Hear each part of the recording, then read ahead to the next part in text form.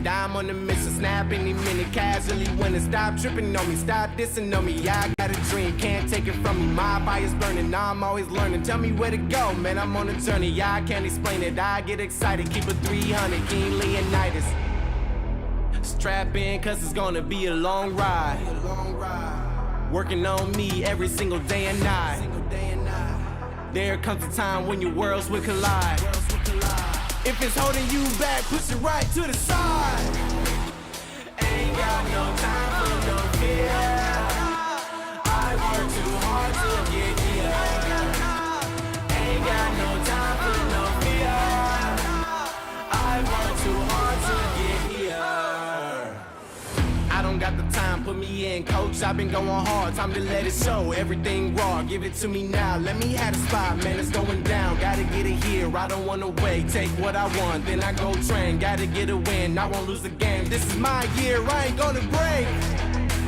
Strap in, cause it's gonna be a long ride. Working on me every single day and night. There comes a time when your worlds will collide.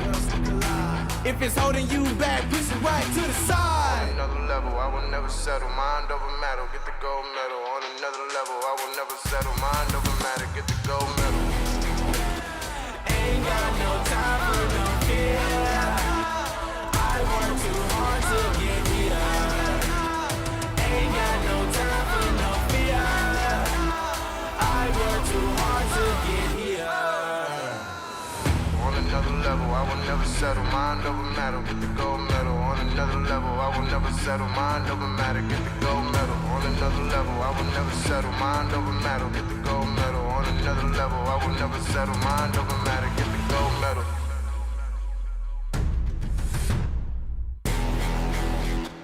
Ain't got no time for no fear. I work too hard to get here. Ain't got no time for no fear. I work too hard to get here. Ain't got no time for no fear. I work too hard to get here. Ain't got no time for no fear. I work too hard to get here.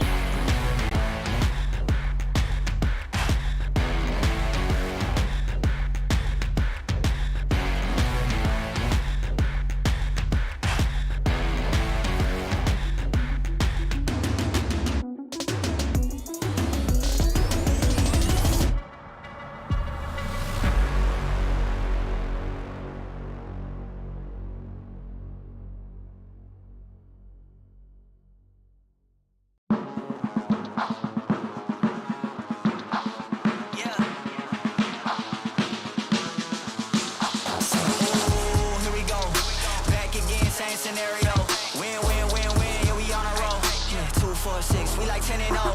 I should probably tell them something that they didn't know. Back then we was down with nowhere to go. Shit, might have been down, but we didn't fold. Now we running it like some intervals. Ooh, what now? Tell me who you see when you look straight up. Like, wait, who? Us now. What you gon' do when we pull up on you? Like, ooh, touchdown. You already know what it is when I come through you. Ooh, shut down. Say, ooh, shut down. Say, ooh, what now? Tell me who you see when you look straight up. Like, wait, who? Us now. What you gon' do when we pull up on you? Like, ooh, touchdown. You already know what it is when we come through you. Ooh, shut down. Say, ooh, shut down. Say, ooh, give me that crown. I need that now, right now. Ooh, don't make a sound. It's my time. You hear the crowd. Hey, we need that rain. Me and my team. Deja vu. This here a dream. We done all seen 100 times over back when we was just teens. Now we going dumb. Told them we the one. They would count us out. Now we counting up the funds. Now without a doubt, now we throwing other ones. Like they was always rapping. Yeah, believe them if you want. Now they show love. Came with a dub. It is what it is. It isn't what it was. They all love to hate when it don't work out. Tell you that they always been down when it does. Look. Say, ooh, what now? Tell me who you see when you look straight up. Like, wait, who? Us now. What you gon' do when we pull up on you? Like, ooh, touchdown. You already know what it is when we come through you. Ooh, shut down. Say, ooh, shut down. Say, ooh, what now? Tell me who you see when you look straight up. Like, wait, ooh, us now. What you gon' do when we pull up on you? Like, ooh, touchdown. You already know what it is when we come through you. Ooh, shut down. Say, ooh, shut down. Say, ooh.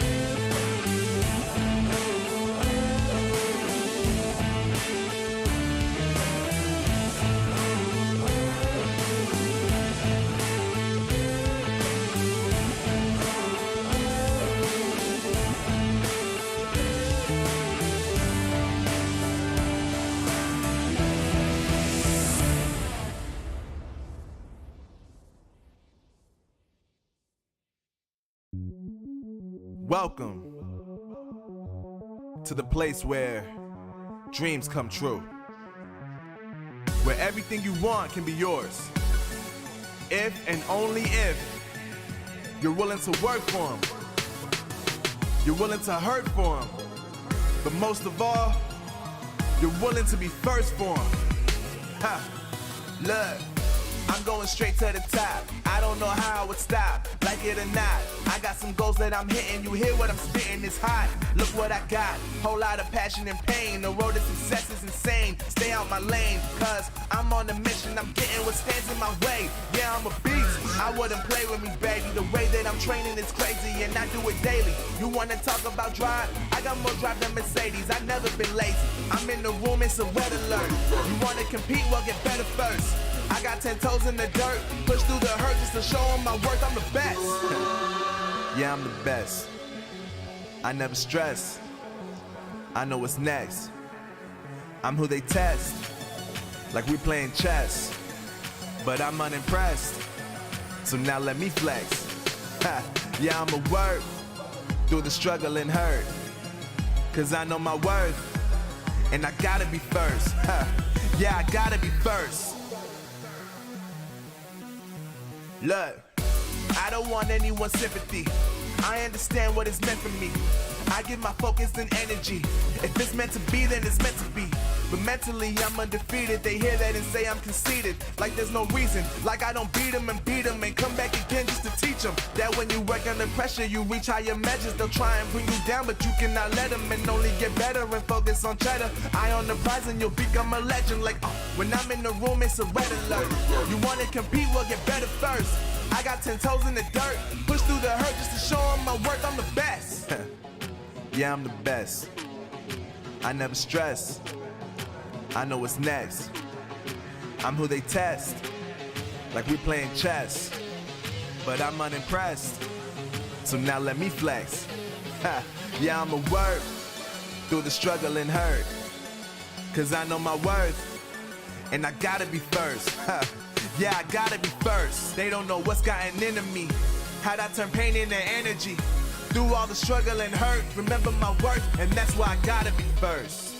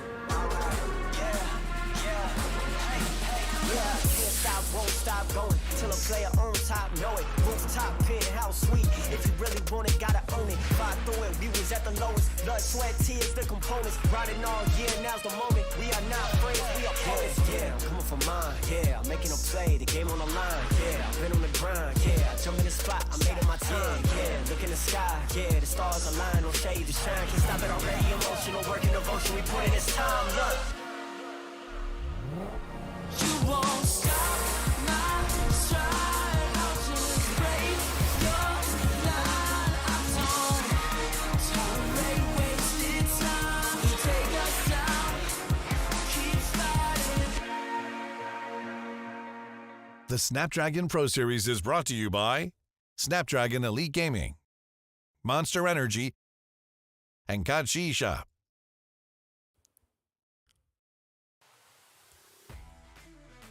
Hello and welcome everybody to the Snapdragon Pro Series. My name is Victor Cax and joining me here, Fasha Bunny. Yes. First week in Free Fire. How are you doing? I'm good. I'm super excited. Just like last night, I got to cast with Daniel Lee, another idol, and as well as tonight, I'll be able to cast for another idol as well, which is Victor Cax. Oh my god, you have been phenomenal. I've seen you before for not only just for Free Fire, for other brands as well. And last week, whereby you were casting for day number 1 and day number 2, it was actually pretty much a little bit biased, just like how we've already talked about it, and you even talked about it with Husky and Danily, that pretty much Thailand was ruling the whole entire leaderboard. But then last night, out of the blue, I think it's because of the girl power, definitely because of the girl power, because I had Danily and me was casting, and suddenly like most of the Indonesian was trying their best for day number 4, and some of the players who were at the bottom, let's just say King of Gamers, was actually getting their crown title battle for last night, Victor. I know that was quite the exciting thing to see yesterday. Is like other teams that kind of like got sidelined because of the Thai team dominance now are starting to find the footing. Now they're already kind of adapted to this new sort of battlefield here, and we're starting to see the good teams start to rise up to the top. So we're talking about teams like ALFAINK, teams like Sem9, MDH. They're all trying to vie their way, getting into that top 6 because that's where the prize money is. Oh my lord, and check it out. If you guys have missed out what the prize pool for the challenge stage, and this is only for the challenge stage, whereby first place will be going home with $30,000, and at the second place will be going home with $20,000, third $10,000, and moving on to the 17 to 18 place also will get a piece of the pie from the prize pool itself. But this is only the challenge stage, and even though they are right here at the challenge stage, if they're able to Exciting thing to see yesterday is like field here, and we're starting to see the good teams start to rise up to the top. So we're talking about teams like ALFAINK, teams like Sem9, MDH. They're all trying to vie their way, getting into that top 6 because that's where the prize money is. Oh my lord, and check it out. If you guys have missed out what the prize pool for the challenge stage, and this is only for the challenge stage, whereby first place will be going home with $30,000, and at the second place will be going home with $20,000, third $10,000, and moving on to the 17 to 18 place also will get a piece of the pie from the prize pool itself. But this is only the challenge stage, and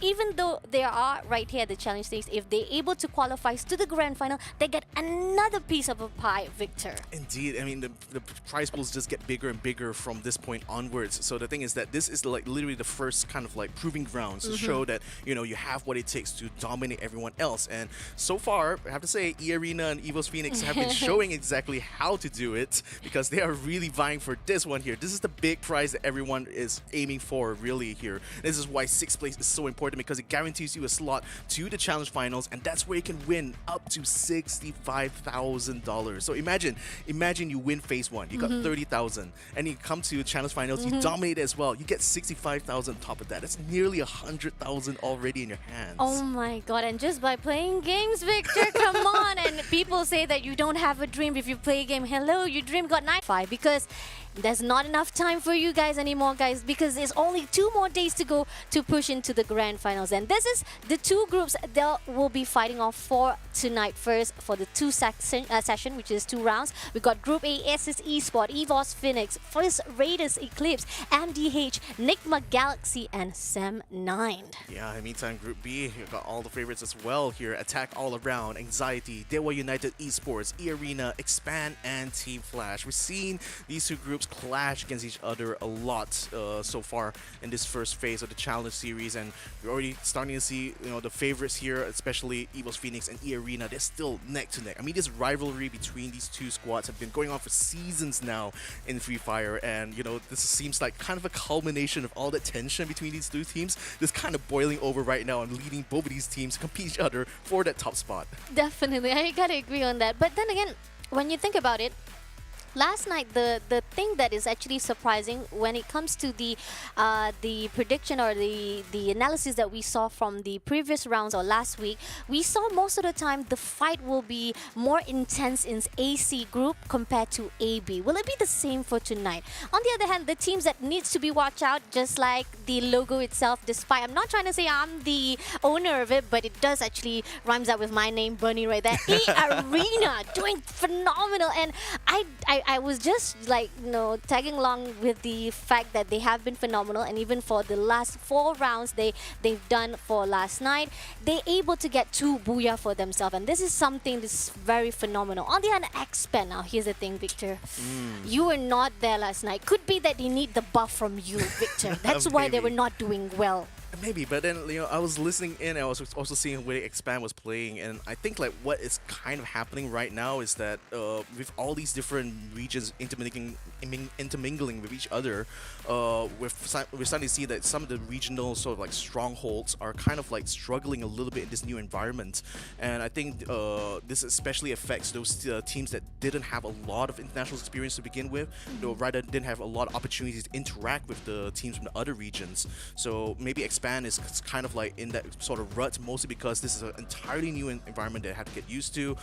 Even though they're decent enough in getting, towards the final circles, but it seems like just trying to stand their ground and fight, they just seem to lose out a lot, and that's consequently kind of put them in that second page. Granted, they are on top of that page, they're having been able to make it up to 10th place, but then, with teams like MDH, Sem9 already kind of adapted to this new environment and already put themselves into that top 6. Thus, if this kind of position holds, they will get to the channel finals scot-free. So Expand needs to be able to meet that sort of level of performance here, but so far haven't really seen that from them. Agreed, definitely. And MDH, I'm super impressed because just like how Expand is actually the opposite side. Expand turning themselves down below just 1 point. MDH on their head, they pushed themselves right at that top 6, just in the nick of time, able to actually take down attack all around. On the other hand, ALFAINK as well, Indonesian team. This is also something that we talked about with Daniel Lee last night, whereby most of the team of Indonesia trying to prove themselves, say that, hey, we're here, we are existing inside our challenge stage, and we're trying our best. There are tough times from the past few rounds, or should I say last week, but on the other hand, maybe it could be the map choice as well. It could be that the reason why they're not actually quite used to the maps that they were done for last week. So this week, when they started out with Purgatory Alpine for the second week, they started to actually have more control of their own rotation. What are your thoughts on that? So I would think that naturally some teams will favor one particular map over another. That is like only natural to happen. But I do feel that at this stage now, especially after having played so many games with the same group of squads, surely you'll be able to kind of like figure out what is the best strategy to go with for every single map. It's not like we're only very specifically focusing on one specific map for this entire tournament. We play all the maps here, you know. So and part of the challenge of this Snapdragon Pro Series is literally to challenge them on all these different aspects of the game. Not just being giving them the perfect environment to allow them to get maximum victory. But speaking of getting the victory here, all of that will have not been possible here without the support of our main sponsors here. So first off, shout out to Snapdragon Elite Gaming for when winning matters here. Exactly, because the fact is, just like I agree on your thoughts, because Snapdragon Pro Series is not just trying to give that free on money just like that. You gotta earn it, bro. You gotta earn that. It's not just 65,000, 95,000 if you get 2 championship from challenge stage as well as to the grand finals. And the best part about the grand finals is that it will be held at Jakarta on the 4th and the 5th February 2030. I know it's next year, but the jitters, the excitement that going there is already building up at this moment right now, and seeing all the teams fighting off to actually go to Jakarta to qualify at the grand finals is just amazing. So you guys better mark your dates 4th and 5th February to check out your idols fighting off to beat the champion of Snapdragon Pro Series. Yeah, I mean, it's gonna be a party, a big party in the middle of Jakarta there. If you're a fan of Free Fire, make sure you join in at the party. And if you're also watching us on stream right now, you can go ahead and cast your votes. Who do you think is going to be the team that will dominate today's competition here? Let us know inside the Twitch chat right about now. So, with that said and done, we're going to be going into our first map for today. We're going to go back to the classics here. It's going to be Bermuda. It's going to be all 12 teams of groups A and B fighting against each other. I can't wait to see what's going to happen, especially between EARENA and EVOS Phoenix. So, without further ado, ladies and gentlemen, let's jump right in.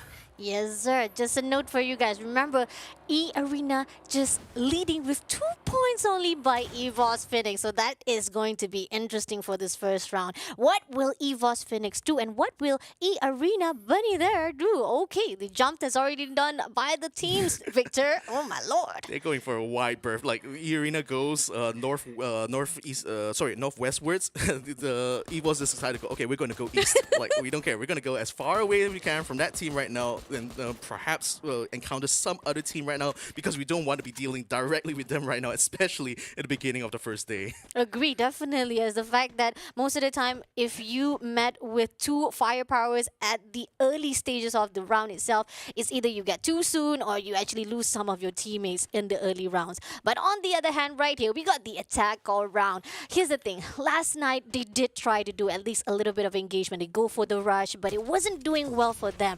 But we got the first blood already. Ooh, already right off the bat. So here's Team Flash right now engaged in a little bit of a battle with DEWA. Already gonna get another knockdown there. This time on to Bams. Virus is very much out on the lurch here, and it looks like they're gonna be abandoning them and just kind of clearing house here. So Team Flash wins out at the mill right now. I think there's still 2 members left. Sorry, only 1 member left on DEWA's side, which is Rain. He's gonna have to play the long game now, unfortunately.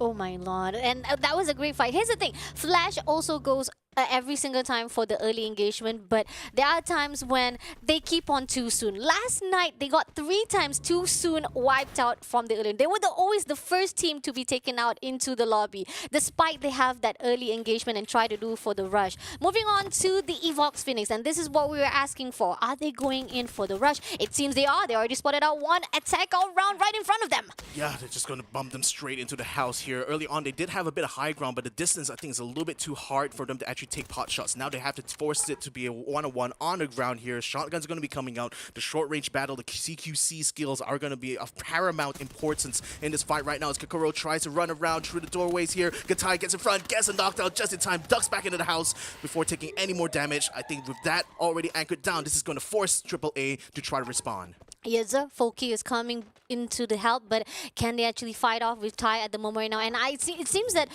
the EVOS Phoenix is very, very powerful at the moment right now. They're very confident to a point that they can hold their ground on their own. But it seems that attack all around, they're not actually going to respond enough to a point that we have to switch to the side of DEWA. At the moment right now, we saw DEWA has losing most of their players. But on the other hand, right here, Flash coming in. Grenade has been thrown out. Can he get it done? 1 player on 1 at the moment right now and thrown that grenade again. Yeah, it's being very aggressive here, and I kind of wonder why DEWA decides to try to go for this counter attack. But perhaps if he can get a knockdown here, this might work out well for them. Rain goes ahead, puts down Yanbin, and as well as his partner right over there. So Flash is now down 2. The thing is, the revive point is mostly in the hands of DEWA at this point. So now they're just sensing that there might be an opportunity here to get a team wipe as they finish off Shin there with the grenade. They're going to try to find the last member of Flash there, which is going to be Bio. But where is Bloody? Bloody is literally running away from this fight right now as an insurance here for Team Flash. I think that's the best way to do it.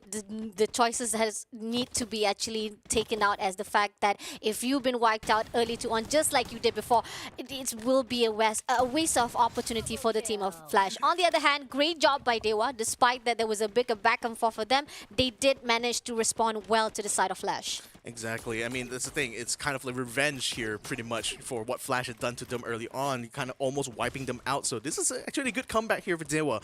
We'll see whether or not that's going to pay off in the long run here. Certainly, they have been set back a little bit, but now that they've already taken over Team Flash's own position here at the mill, perhaps it might be more momentum for them to come. X-Roy, in the meantime, from Expand, stuck in the middle of the danger zone here at Factory, trying to find some last-minute loot here. But we have a member of NIGMA Galaxy quite close by, and also quite close to that revive point. So if actually Expand doesn't really take control over that revive point very soon, that might be a good base of attack there that NIGMA Galaxy could potentially pull off. And speaking of attacks though, Sem9 in the middle of one. Oh my lord, alright. Defense-wise at the moment right now, Zen OP spotted out 1, he shots 1, he shots 2, but he's still trying to hold it out. But unfortunately, 2 players maintain. He will be taken down first. Yeah, unfortunately, he was a bit alone in that instance, though, so I think it was more of a scouting run for him than anything else, and just so happened he ran into the full squad of First Raiders, so a little bit of extra kill point there for them, no harm done. And they're also within the safe zone as well, so now they're going to have control over this part of the territory, at least for this circle. MDH in the meantime, the top Vietnamese squad right now in this regionals, and they're already inside the top 6, but on the verge of losing out of that if they don't compete well against some of these other teams here. So naturally, they're already inside the blue zone here together with what appears to be a couple of members of EVOS Phoenix. Is Nero going to be bumping into them very soon, or is he aware that there's actually a couple of members just hiding out in here? I'm not too sure though. Based on the way he's moving around, he seems to be more focused on the farm than anything else. Agree, definitely. It's like he's not really aware of the situation at the moment now. If he actually been spotted out and he's all alone, it's like an easy eat out for the team. But on the other hand, moving to the EARENA, Bun is right here just jumping around and actually trying to figure out if the positioning they are right here will be spotted out by the rest of the team, because close by to them there is the First Raider who was trying to gatekeep the Sem9. Sem9 Ashura able to take take down Anxiety. Okay, where did they come from? They go in from the side of First Raider and moving into the territory of Anxiety. It might be a bit of like a comeback here because I see that Ashura and Zenop had just been revived back here, so it looks like they really want to try to finish this fight here against Anxiety. Got to be try to fight it around the outside compound. Unfortunately, he gets taken down. Fortunately enough, his teammate is around to back him up, so at least they end this particular assault. But you gotta watch out who's coming. The First Raiders are coming in from the west. Oh no, we got a third-party engagement right here. All the moment for the side of uninvited guests. Anxiety, despite they were actually a little bit preoccupied with one of the players from Sem9. Now they got to focus for the team of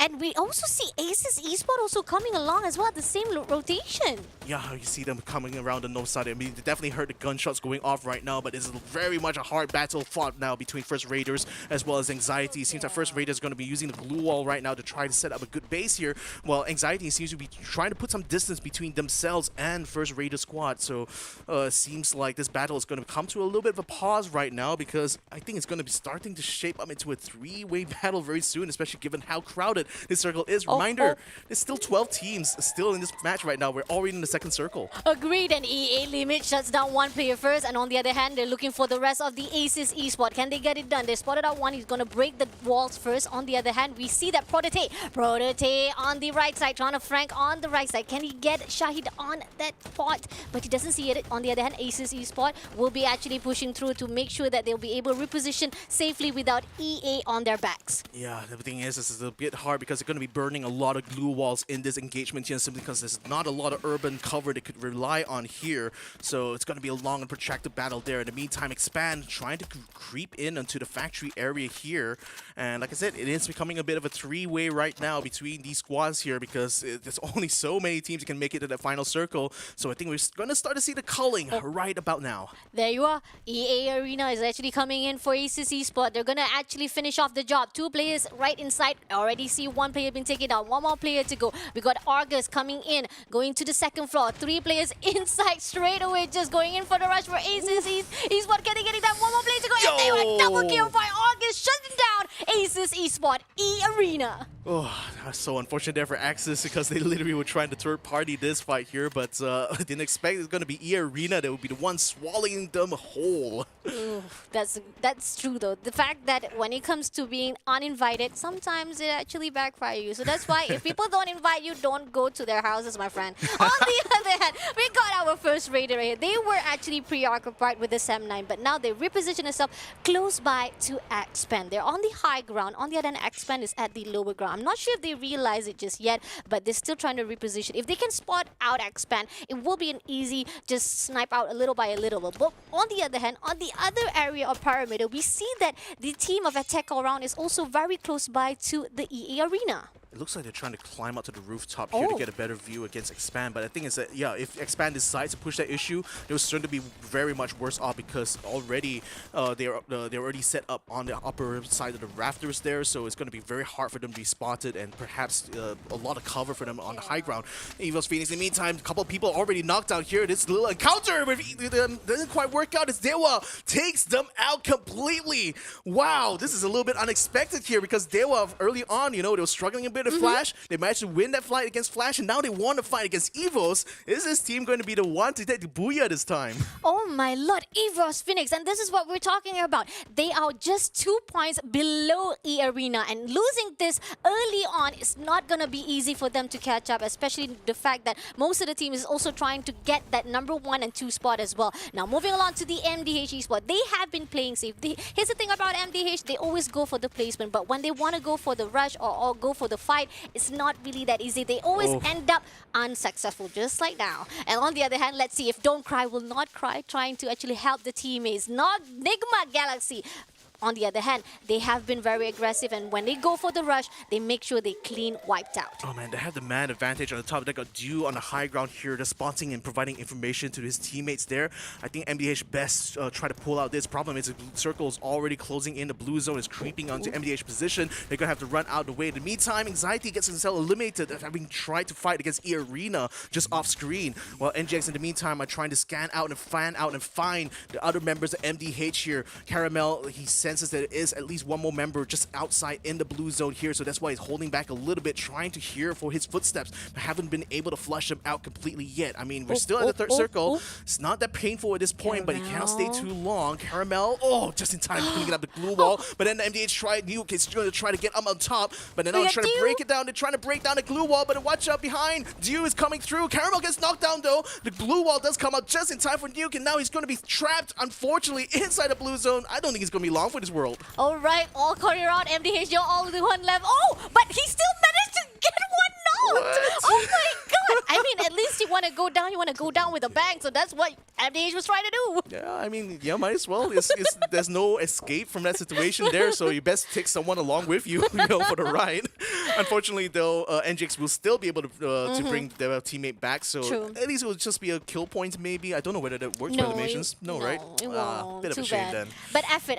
We aim for the effort, my friend. On the other hand, we got the DEWA right here on the high ground. They always try to maintain to get the high ground, I guess.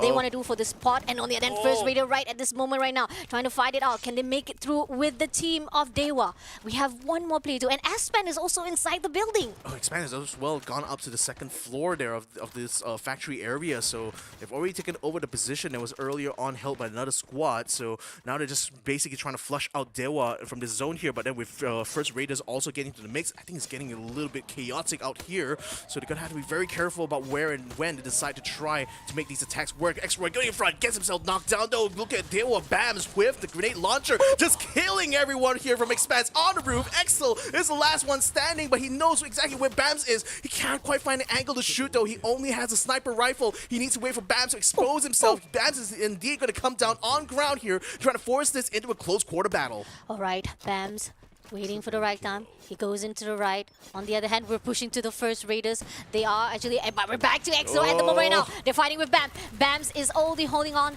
to that glue wall, but they're repositioning himself. Oh, EXO, nice shot! One hit wonder, amazing, well done. Taking down Bams. That's a great revenge, despite that most of the team members was taken down by that grenade. Yeah, I mean, sweet revenge, certainly, but that's only a single kill point right now. But the job, I think, is going to be much harder from Axel from here on. There's still 6 other squads, still some of them with full stack, continuing to try to fight through. Particularly EARENA right now, locked in battle with Team Flash here.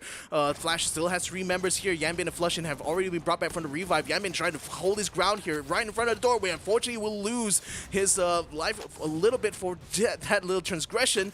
But in the meantime, let's see whether or not EARENA will be able to hold their own, because I see another member of Expand just waiting behind, waiting in the wings, hoping to see whether or not they can capitalize on this as EARENA scrambles on the outside, trying to take out Shin here, who is one of the last 2 members. Bloody has already been knocked down. Shin is the last one. Wheel's still standing here for Team Flash. He is able to get the knockdown just in time, but unfortunately just in time there comes in shut up to finish him off, and that certainly shuts up Team Flash there.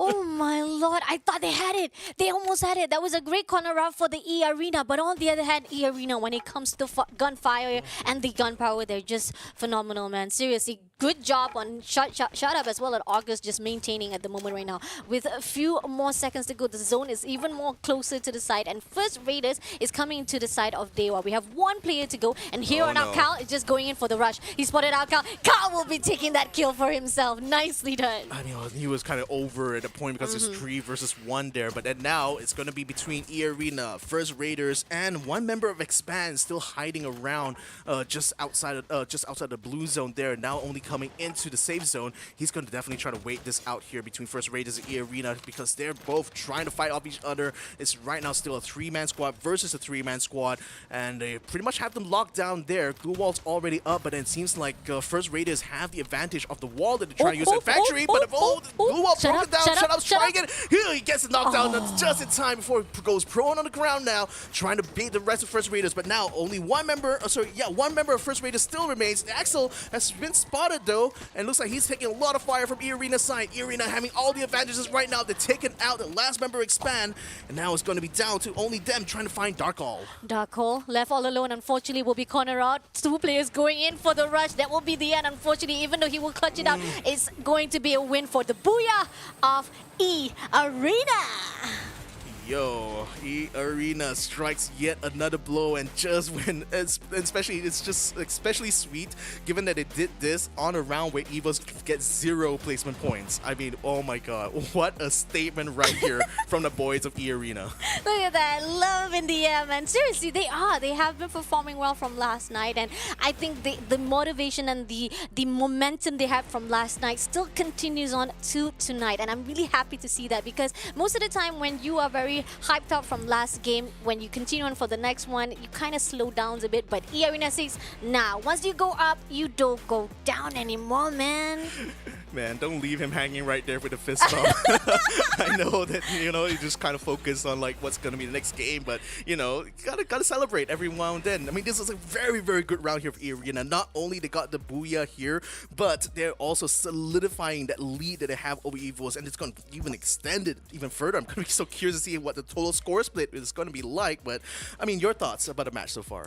I love it. I actually didn't expect it that EVOS Phoenix, that was actually a really surprise. I was expecting at least they were able to control and manage to get at least the better placement point for them and getting that engagement wise, because so far last night they were doing well. They were always going for the attack, but to my surprise, who would have thought DEWA, who has been underperforming this point out, but this week they have been over the top trying to get as much engagement point and getting a first blood as well as clear wiped out of EVOS Phoenix itself. I know for a fact the Indonesian teams are very proud of themselves at the moment. They say, I downed the Kings!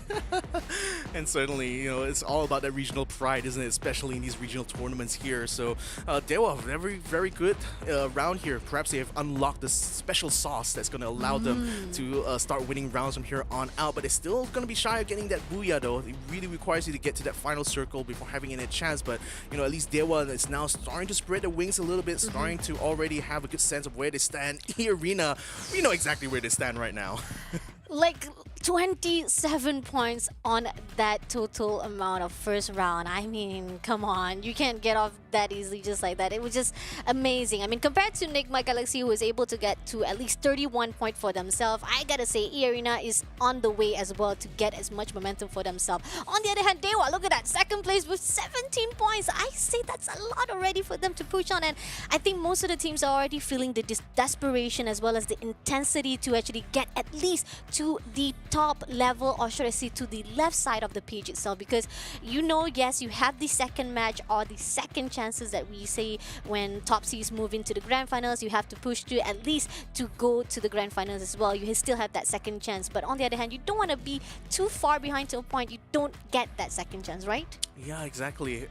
And that's the thing. For a lot of these other squads here who weren't able to perform in that first week, this is literally their time to catch up. Just kind of bringing in like a quote from a 7-time F1 world champion here, Lewis Hamilton, where he says, when it comes to races, it's all when it comes to championships, it's always going to be a marathon. It's not going to be a sprint. But then what we're seeing here, is the teams that were lagging behind in this marathon now starting to catch up a little bit, starting to pump in their gas a little and see whether or not they can catch up to the rest of the squads here. And I'm glad to see that, especially for DEWA and First Raiders, because they've so far been struggling a lot, especially in that first week. But then now that they've already kind of figured out what needs to be done and starting to show off some good and brilliant performances, especially from DEWA's side, I'm hoping they're going to be able to keep this up. They need this kind of momentum right now more than ever. Agreed, definitely. A great night for the Indonesian for the first round. Hope it will maintain till the end, as we also looking forward to see how will SES says ALFAINK do as well for the next rounds as well, because the fact is we also have another pride and glory from the side of Indonesia, which says ALFAINK is already at that top 4. They are already on the rise to at least maintain their positioning to go to that grand finals. Top 6 going to the grand finals, that's already a great match for themselves, as well as getting at least the most prize as well as the piece of a pie inside the prize pool of the challenge. All about getting the bigger chunk of the pie, isn't it? Especially by the end of this competition, we want to see who has the biggest pie of all here in the Snapdragon Pro Series. But like I said, it's only the first round here. It's only going to be on Bermuda. When we come back after this break, we're going to be going on to Kalahari. Very different environment, very different type of battlefield, but we're going to find out exactly how these teams perform after these messages. The Snapdragon Pro Series is brought to you by Snapdragon Elite Gaming, Monster Energy, and Kachi Shop.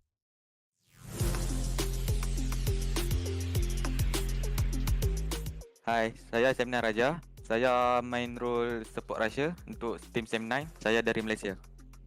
Nak bandingkan season 2 dengan season 1, saya rasa season 1 nak lawan tim sebab semua kita boleh baca dari season 1 punya permainan kan. Kalau kat season 2 ni banyak tim yang baru tapi kuat. Tim baru Indon kan ada Thailand, depa tukar-tukar player. Dia tak boleh baca player dia punya apa ni role. Dia punya role tak boleh baca, dia kadang-kadang tukar-tukar susah nak baca. Saya punya tim sekarang ni sedang mencari meta sekarang ni. Dari segi segi weapon kebanyakan sekarang weapon semua kena nerf lah. Kebanyakan weapon yang orang pakai sekarang semua kena nerf. Weapon yang orang tak pakai sekarang dah kena buff. Depa cari beli weapon apa depa nak pakai. Dari segi zone pun depa tak boleh nak predict lah. Macam dulu boleh predict, sekarang tak boleh predict lah. Sekarang zone kalau pergi kiri dia tarik kanan. Dulu predict kanan dia pergi kiri, kadang-kadang tarik belakang. Tu susah juga lah. Depa dia kena cari meta baru lah, meta predict zone. Lepas tu meta weapon lah. Pressure tu ada sebab sekarang kami sedang tukar player kan. Masih player baru masuk, ada player baru masuk, ada player yang keluar kan. Yang tu susah nak kena apa ni, kena sesuaikan diri dengan player-player tu. Sebab dulu sebelum ni player lain dah faham dah ada punya permainan macam mana kan. Sekarang masuk player baru, susah sikit nak faham. Kena ambil masa juga nak faham. S-Pen, satu tier S-Pen, EVOS Vanit First, EVOS Divine. Sebab saya tengok tim-tim ni ada yang juara dunia kan. Saya tengok diorang ni memang always perform lah dekat semua game. Kebanyakan game mereka macam perform. Kami try tengok lah macam mana mereka kuat macam mana kan. Nak try jumpa dengan tim tu, nak try rasa dia yang perang tu macam nak start war.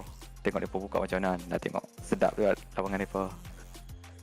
Senan dulu padu, Senan sekarang lagi padu. Nantikan kedatangan kami.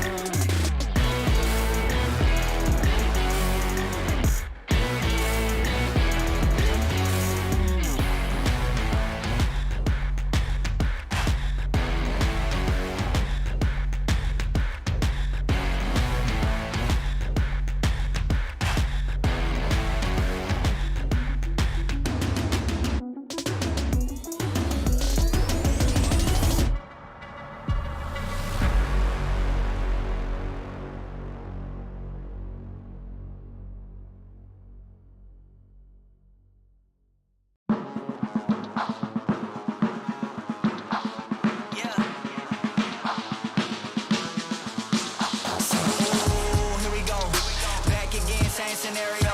Win, yeah, we on a roll. Yeah, 2, 4, 6, we like 10 and 0. I should probably tell them something that they didn't know. Back then we was down with nowhere to go. Shit, might have been down, but we didn't fold. Now we running it like some intervals. Ooh, what now? Tell me who you see when you look straight up like, wait, who? Us now. What you gonna do when we pull up on you like? Ooh, touchdown. You already know what it is when I come through you. Ooh, shut down. Say, ooh, shut down. Say, ooh, what now? Tell me who you see when you look straight up. Like, wait, who us now? What you gonna do when we pull up on you? Like, ooh, touchdown. You already know what it is when we come through you. Ooh, shut down. Ooh, shut down. Ooh, give me that crown. I need that now, right now. Ooh, don't make a sound. It's my time. You hear the crowd. Yeah, we need that rain. Me and my team. Deja vu. This here a dream. Assalamualaikum and welcome back again at our Snapdragon Pro Series Challenge Season Group Stage. At the moment right now, we're already done with round number 1. Right now, we're going to continue on for round number 2 at the Kalahari map. I'm here for the caster of the night, Farshavani, as well as your awesome idol right here, Victor. Oh man, it's so weird calling me idol like that. You are! You have been phenomenal going and carrying the Free Fire and making sure that great hype for our team tonight, and especially the fact that the past few weeks you've seen them, you've seen how they were before last week, and tonight you see them, the growth that has been made. So command that, Victor. I know for a fact you have something to talk about it. Oh, I got something to talk about right now. I'm hyped right now at EARENA, breaking into the 300 point total here, 313 after an amazing round 1 today. Oh man, EVO's gonna have a lot to catch up for in the next few rounds. Agreed, definitely, because it was a surprise that the fact that EVOS could not make a great comeback for the rounds, especially knowing that they were supposed to be the kings that was rising from last week, right? They were dominant, holding off to that first place position, and then EARENA comes back alive last night and taking that title away from it could have actually give a little bit of shadow for the image as EVOS, and definitely would feel like, oh no, we need to control, we have to command our pride and command to our own title. But turns out that previous round, the first round itself, EVOS was not even doing well, and they were taken down by who? It was DEWA. DEWA, who was underperforming last week. I know, and it's starting to kind of climb up the ranks now. They're already overtaking King of Gamers Club. They're already in 14th place now. They've got 2 more Vietnamese squads to try to overcome here, but I think it's only going to be a matter of time. And speaking of overcoming odds here, Attack All Around, only 1 point away from overtaking MDH right now. So if you're on Team MDH, you're going to be watching out for the triple A's on the map as soon as they appear right now. But it's kind of interesting that Attack All Around were not able to capitalize too much on kill points, though. They mostly capitalized on getting good placement in that last round there to put themselves even closer to MDH. So that's going to be exciting to see. I mean, right now, it's going to be quite the sprint that EVOS Phoenix has to do right now. But I think for Attack All Around, if they can keep up this consistent kind of momentum here, sooner or later they're going to be in that top 6. Agreed, definitely. And most of the teams also who were trying their best to actually get a group engagement as well. First Rider, who would have thought? I mean, like, they were not doing so well as well. So that's the reason why I even talked with Daniele as well last night. Maybe could it be that this week the rising of the underdogs, the story to be told, like from the bottom, now we're here. Who knows, right, Victor? I mean, but the kind of like the reality of the situation, though, especially for those teams still on the second page, is that it's going to be a long climb before they're going to be able to get to that top 6. So my thinking is really that, you know, the teams that are in that second page are more or less aiming to try to use the rest of these rounds here to get like a better head start when it comes to phase 2 of this group stage, where you're going to be taking out the top 6 already. Now it's going to be more competition to see who's going to be the next top 6 to join them in that grand final. Agree, definitely. I mean, like, at least at the moment when you cannot control yourself to qualify for the first half, because here's the thing, like we already talked about it for the format, there's at least 2 stages to move into the grand finals. If you could not at least not able to qualify for the challenge stage, you still have another phase, the second chance, the second opportunity to qualify yourself to the grand finals, which is on Jakarta. Don't forget about that, my friend. And it's the big opportunity is that the thing is, the mechanics that has to be done for the next phase, the points they have already collected now will be half. Will be half. I mean, it's fair, but at the same time, it's still not going to give the heads up for those who are at the bottom. So those who are at the bottom, they still need to strive more for those who have already collected a lot of points for themselves. And it's already still like a heads up for them and a stepping stone for them to get into the grand finals at that second half. Right, Victor? Yeah, I think so. And I think especially after we already removed the top 6 here, because a lot of them tend to be the kill-heavy sort of teams, I think the next phase of the competition is going to be a lot different in terms of that play styles we're going to be seeing in the competition. Now, obviously, a lot of like the success from these aggressive squads, let's call them that, definitely were in that first week alone, where things were still kind of like up in the air. The teams haven't quite figured each other out yet. But then now we're already settling into kind of a rhythm, a kind of momentum here that a lot of these other teams are starting to kind of build for themselves. So we'll see whether or not that's going to come to pass when we get to that second phase. But for now, it's going to be Battleground Kalahari. Yes, sir. Round number 2. Let's get it on with our teams. A, B. At the moment, right now, it seems that everybody has pushing on the hot spots, and it seems that Anxiety will be meeting with the one and only. I think it's, if I'm not mistaken, yeah, it could be MDH. Oh no, it's Expand? No, it is EVOS Phoenix. Oh my lord. And on the other hand, moving to the corner of the map as well, it seems that Aces Esports is meeting with DEWA. And DEWA already fresh off of the momentum they built in the first round. Is Axis going to be able to stop them in their tracks, though? They've already sustained a bit of casualty there, but unfortunately been able to revive back Shahid. But then now DEWA still has a high ground. You can see Bams taking his position up on the first floor there, and he's certainly on the rooftop, second floor of this building here, and that's certainly going to put a bit of pressure on the Axis to decide how they want to approach this battle here. So 66 Raph and Neptune are going to be breaking an entry into the building now. Going to have to watch out for that next floor there. Gotta watch out for Bams on the other side. Oh boy, coming through the doorway now. Neptune's already hurt him. He's already spotted, but Bams gets the first shot down onto Exact. He's gonna try to run away, but Neptune's gonna follow up with the kills point. But then now Rain joins into the fray as well. Bit of a chaos right in front of the doorway as Neptune finds Bams trying to get him up onto the ramp and actually knocks him down just in time. Nicely done. I like the pace and forth, back and forth from the side of SSE Sport. The positioning is very wide to a point that they make sure that at least they don't go down easily, and making sure that sticking together, that's the great tactic coming in from the AC Sport. On the other hand, I think DEWA was not actually expecting that. They were not seeing the aggressive, because we were not expecting that as well, because most of the games that we have seen from the past few rounds or few games for day number 1 and day number 2, AC Sport was not doing well. On the other hand, Anxiety right here meeting off with MDH. We got Neru spotted out the enemy, trying to actually move away from another further distance to give that information, but Anxiety is still preoccupied going to fight with the attack all round. Yeah, the thing is that EVOS Phoenix as well as attack all around, they're also providing pressure, and now the danger zone comes on top of this. Oh boy, this is a messy engagement here. I mean, everyone's better go for cover right now, but then Adepu, he's gonna be stuck outside, only the glue wall keeping him from just taking all of those bullets. Folky's gonna use the grapple gun to get on top here, finish off perhaps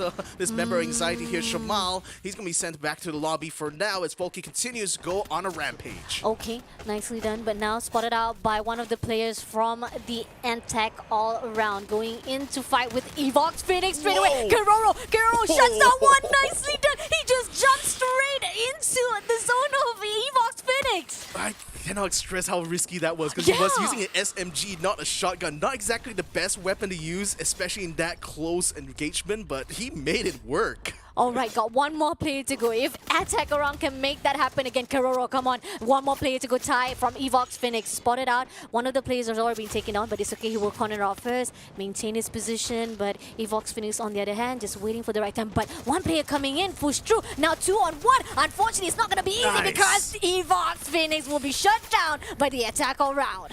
That's why you call for backup. Whenever you're engaged like this, you need to have backup around the corner there to literally back you up, to literally help you win these fights. And win the fight AAA has done so far. One more member of Anxiety still sticking around down by the lower side of Refinery here, but this is why this is such an important place to take control of, because time and time again, we've seen plenty of circles always land somewhere around Refinery. So having control of one of the best kind of lookout spots in the map here is absolutely important. That's why all 3 of these teams, 4 teams I think I actually counted, were vying over this one very special spot here, because it's the only place where you can have full view, especially when it comes to that final circle. Definitely, and here on now, we got invited guests coming in. First rider wants to join the party. A little bit too slow, a little bit too late, but they are still going to fight off. Darko shuts down God first. On the other hand, right here, we are seeing the attack all round is right on top of them. They are already joining in, but the rest of the attack all round is a little bit spread out. So let's see what first reader will do. We got Darko coming in to the top with the grappling, but on the other hand, can he spot that 2 players pushing into the second floor of the ground?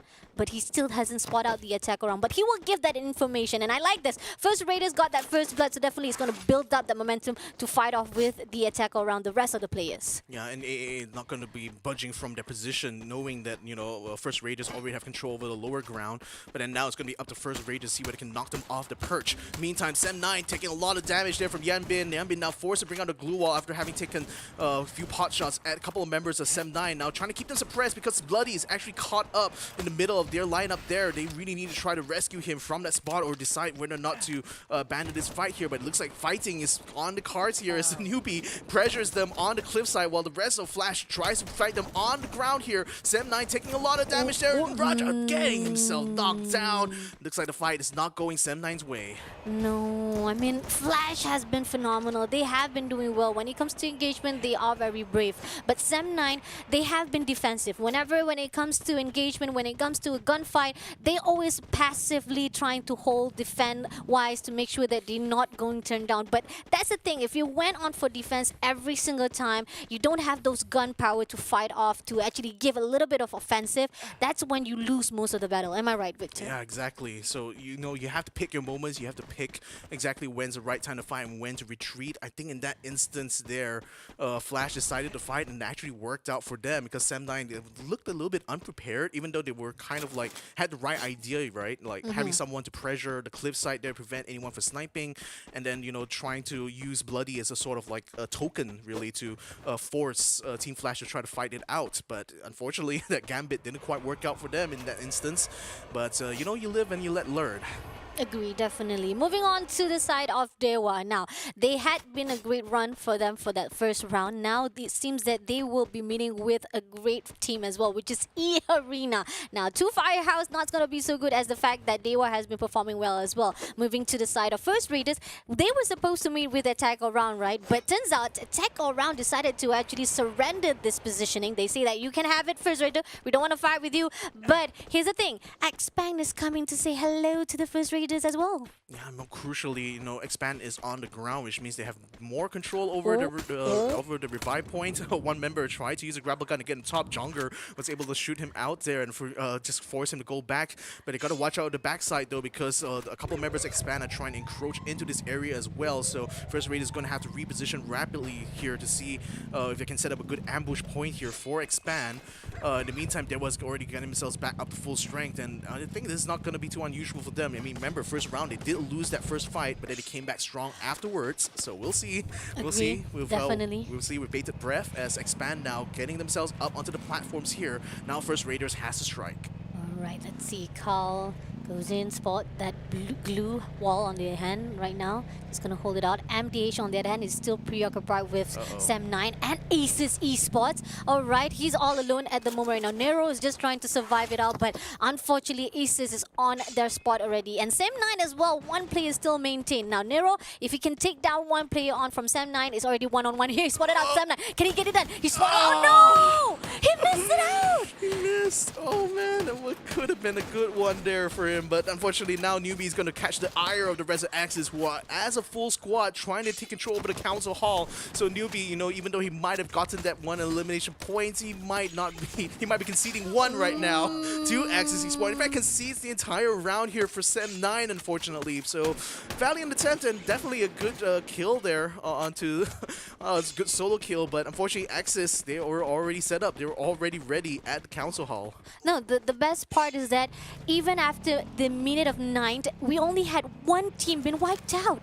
Now, this is a great positioning coming from every team. They're just trying to survive as much as possible, as long as possible at Kalahari. And I like this, despite that Sem9, it's unfortunate they are the first team to be wiped out, but it's a great effort to actually survive. But on the other hand, it's just so sad that they had to meet up with not just the team of MDH, but they also had to meet up with Asus Esports.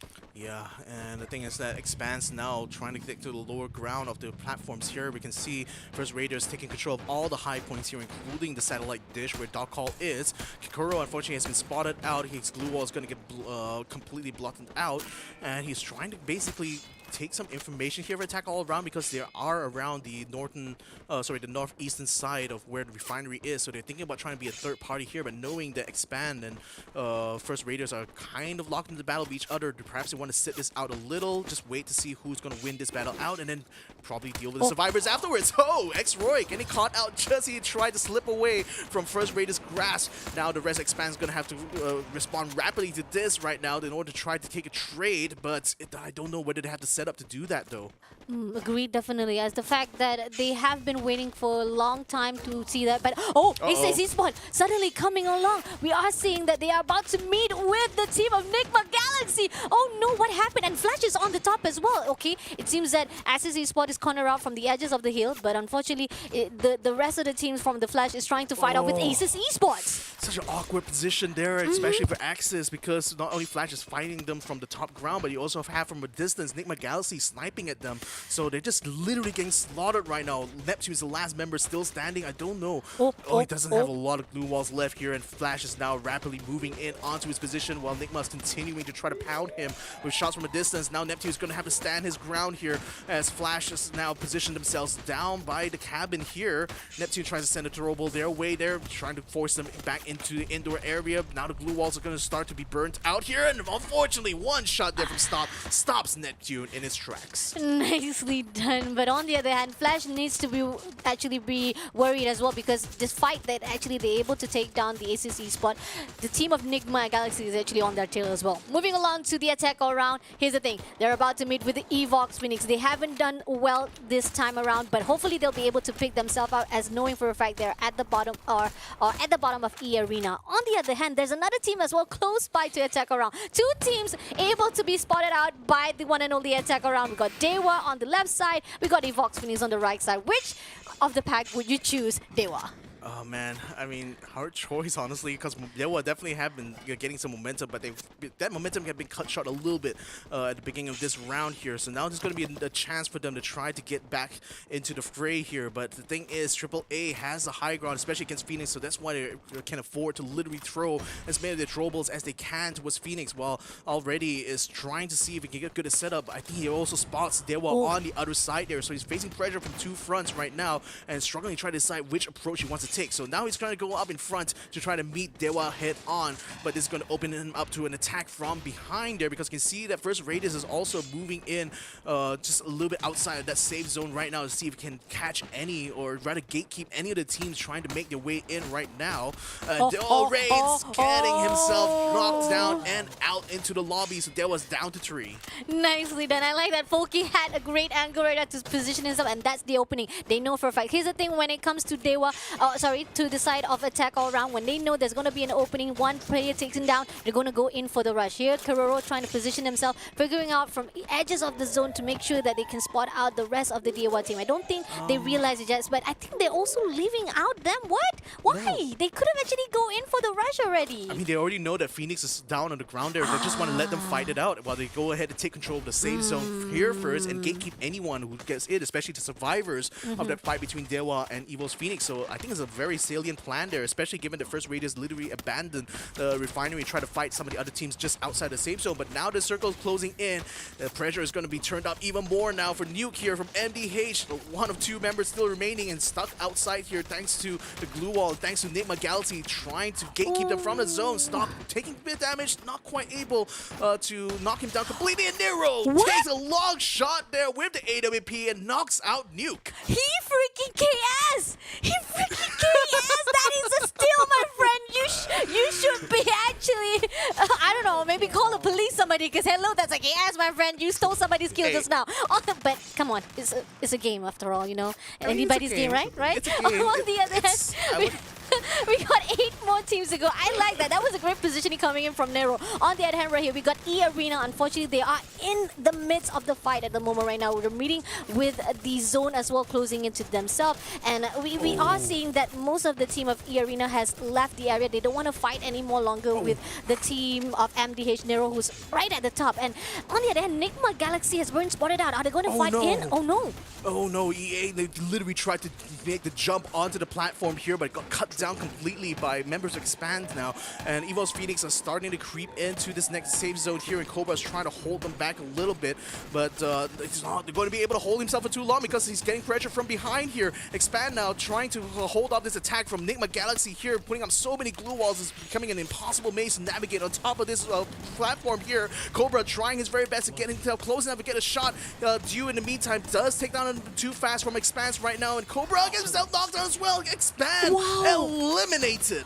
NIGMA Galaxy, that was crazy! On the other hand, right now we have EVOS Phoenix coming in together into the safe zone, but on the other hand, he is going to hold out his positioning. He knows for a fact that right at the top of him, the gunfight is going to continue on. So why bother to be joining in, right? Just play it safe for now. We got 5 more teams to go. Right here, we got NIGMA spotted out. Flash at the moment right now. Yanbin is all alone right there, holding on to that cactus, my friend. That's not going to be good at the moment right now. We got NIGMA just holding on the ground, gatekeeping everyone who tries to get into the zone. Coming into Flash, Yanbin is all alone at the moment right now.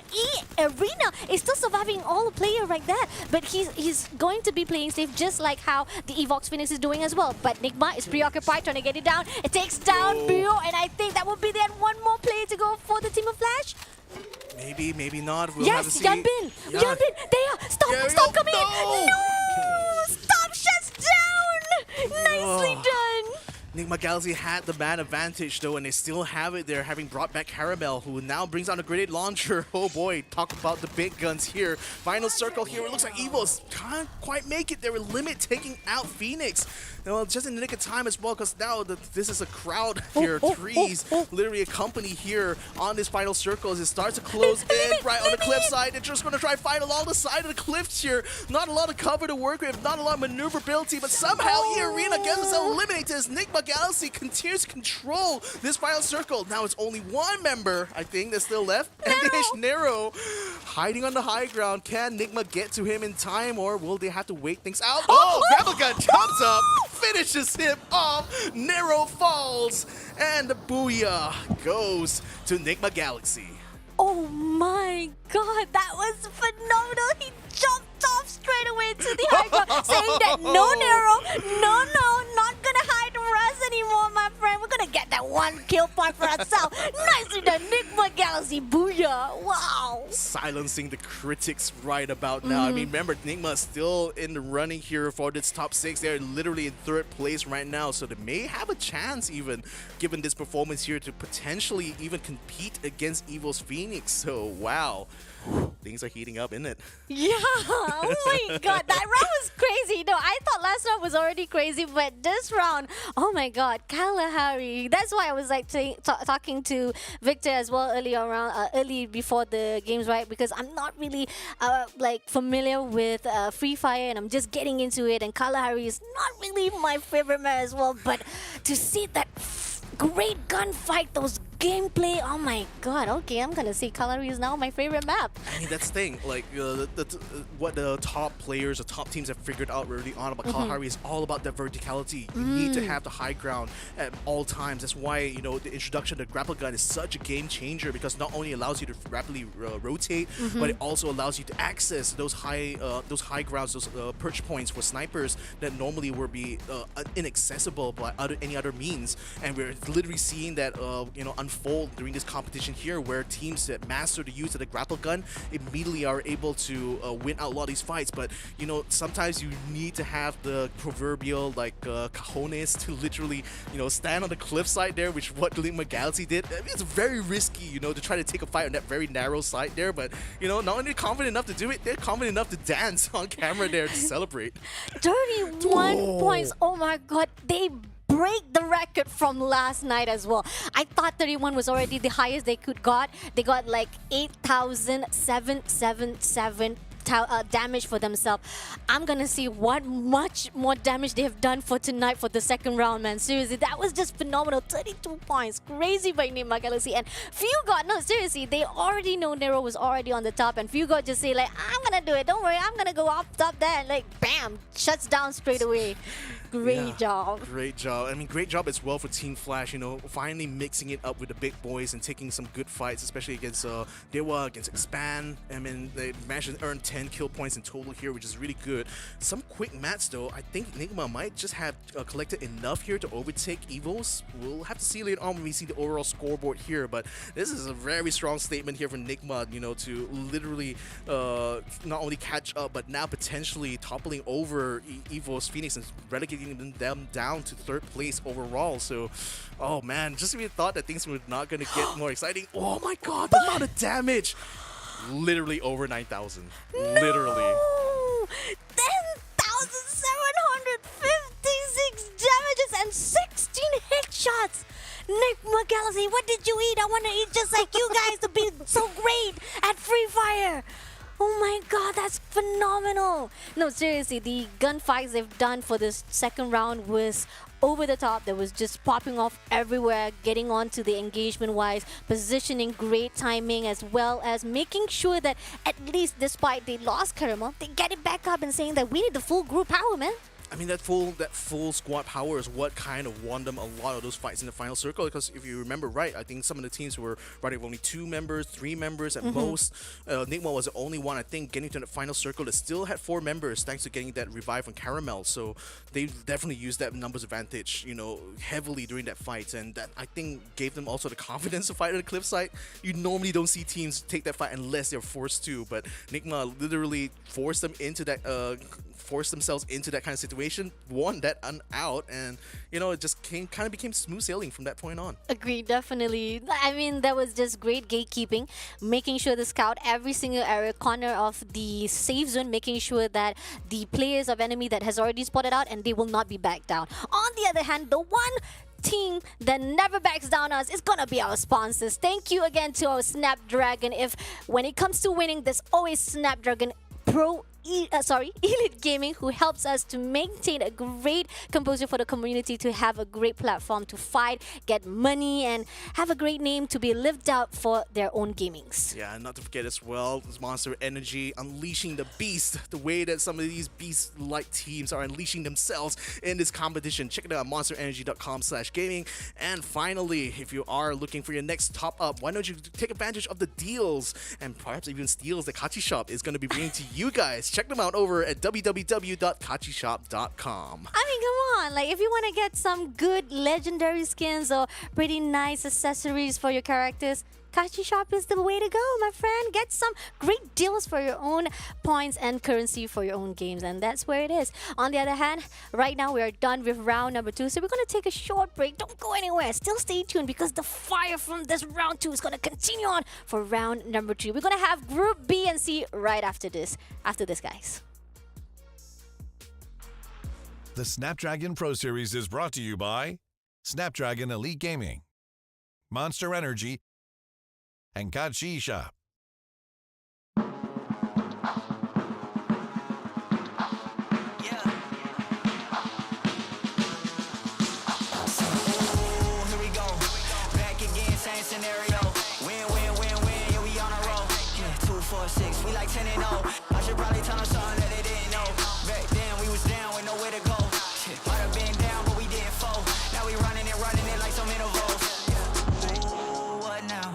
Tell me who you see when you look straight up, like, wait, who us now? What you gon' do when we pull up on you, like, ooh, touchdown. You already know what it is when I come through you. Ooh, shut down. Say, ooh, shut down. Say, ooh, what now? Tell me who you see when you look straight up, like, wait, who us now? What you gon' do when we pull up on you, like, ooh, touchdown. You already know what it is when we come through you. Ooh, shut down. Shut down. Ooh, give me that crown. I need that now, right now. Ooh, don't make a sound. This is my time. You hear the crowd. Hey, we need that rain. Me and my team. Deja vu. This here a dream. We done all seen 100 times over back when we was just teens. Now we going dumb. Told them we the one. They would count us out. Now we counting up the funds. Now without a doubt, they be throwing other ones. Like they was always rapping. I believe them if you want. Now they show love. Came with a dub. It is what it is. What it was, they all love to hate when it don't work out. Tell you that they always been down when it does. Look. Say, ooh, what now? Tell me who you see when you look straight up, like, wait, who us now? What you gon' do when we pull up on you, like, ooh, touchdown.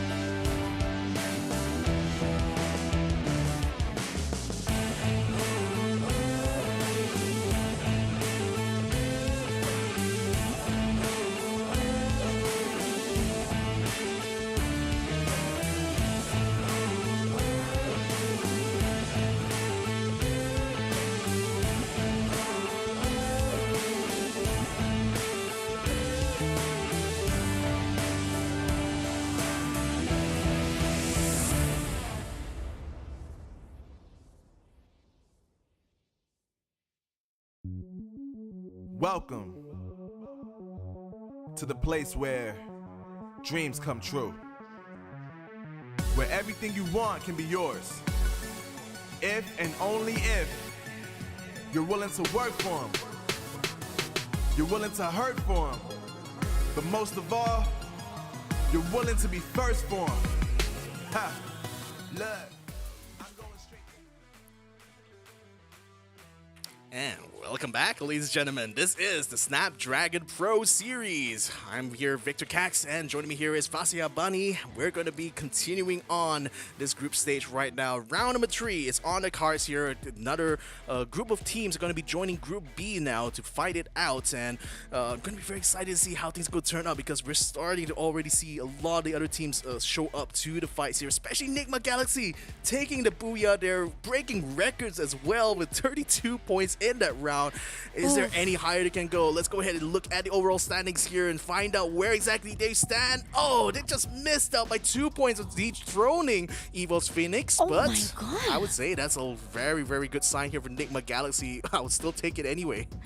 It's like a deja vu, like EARENA and EVOS Phoenix was only like lead by 2 points, and now NIGMA Galaxy is doing the same thing for EVOS Phoenix, and now EVOS Phoenix is not just having to worry about their top players being great, now they have to worry about the bottom teams right now trying to catch up and snatch that top 2 from themselves. Says ALFAINK, on the other hand, is still maintained at the top 4 because they haven't joined in yet. So now is the time for them to rise for their own chance, because they have 2 rounds at the moment once they join in to fight with the Team B. Hopefully, the team has already prepared to figure out what they're going to do, because last time for last night they did like a, how do I say, there's a negative and positive, pros and cons from the side of ALFAINK. There were times they were doing well for the engagement, and then there were times they were too soon from the side that they were not able to actually put a great portray from themselves. But on the other hand, I know for a fact Indonesian is looking forward to see what ALFAINK can do for the next round. On the other hand, attack all round, I gotta say that was great. I mean,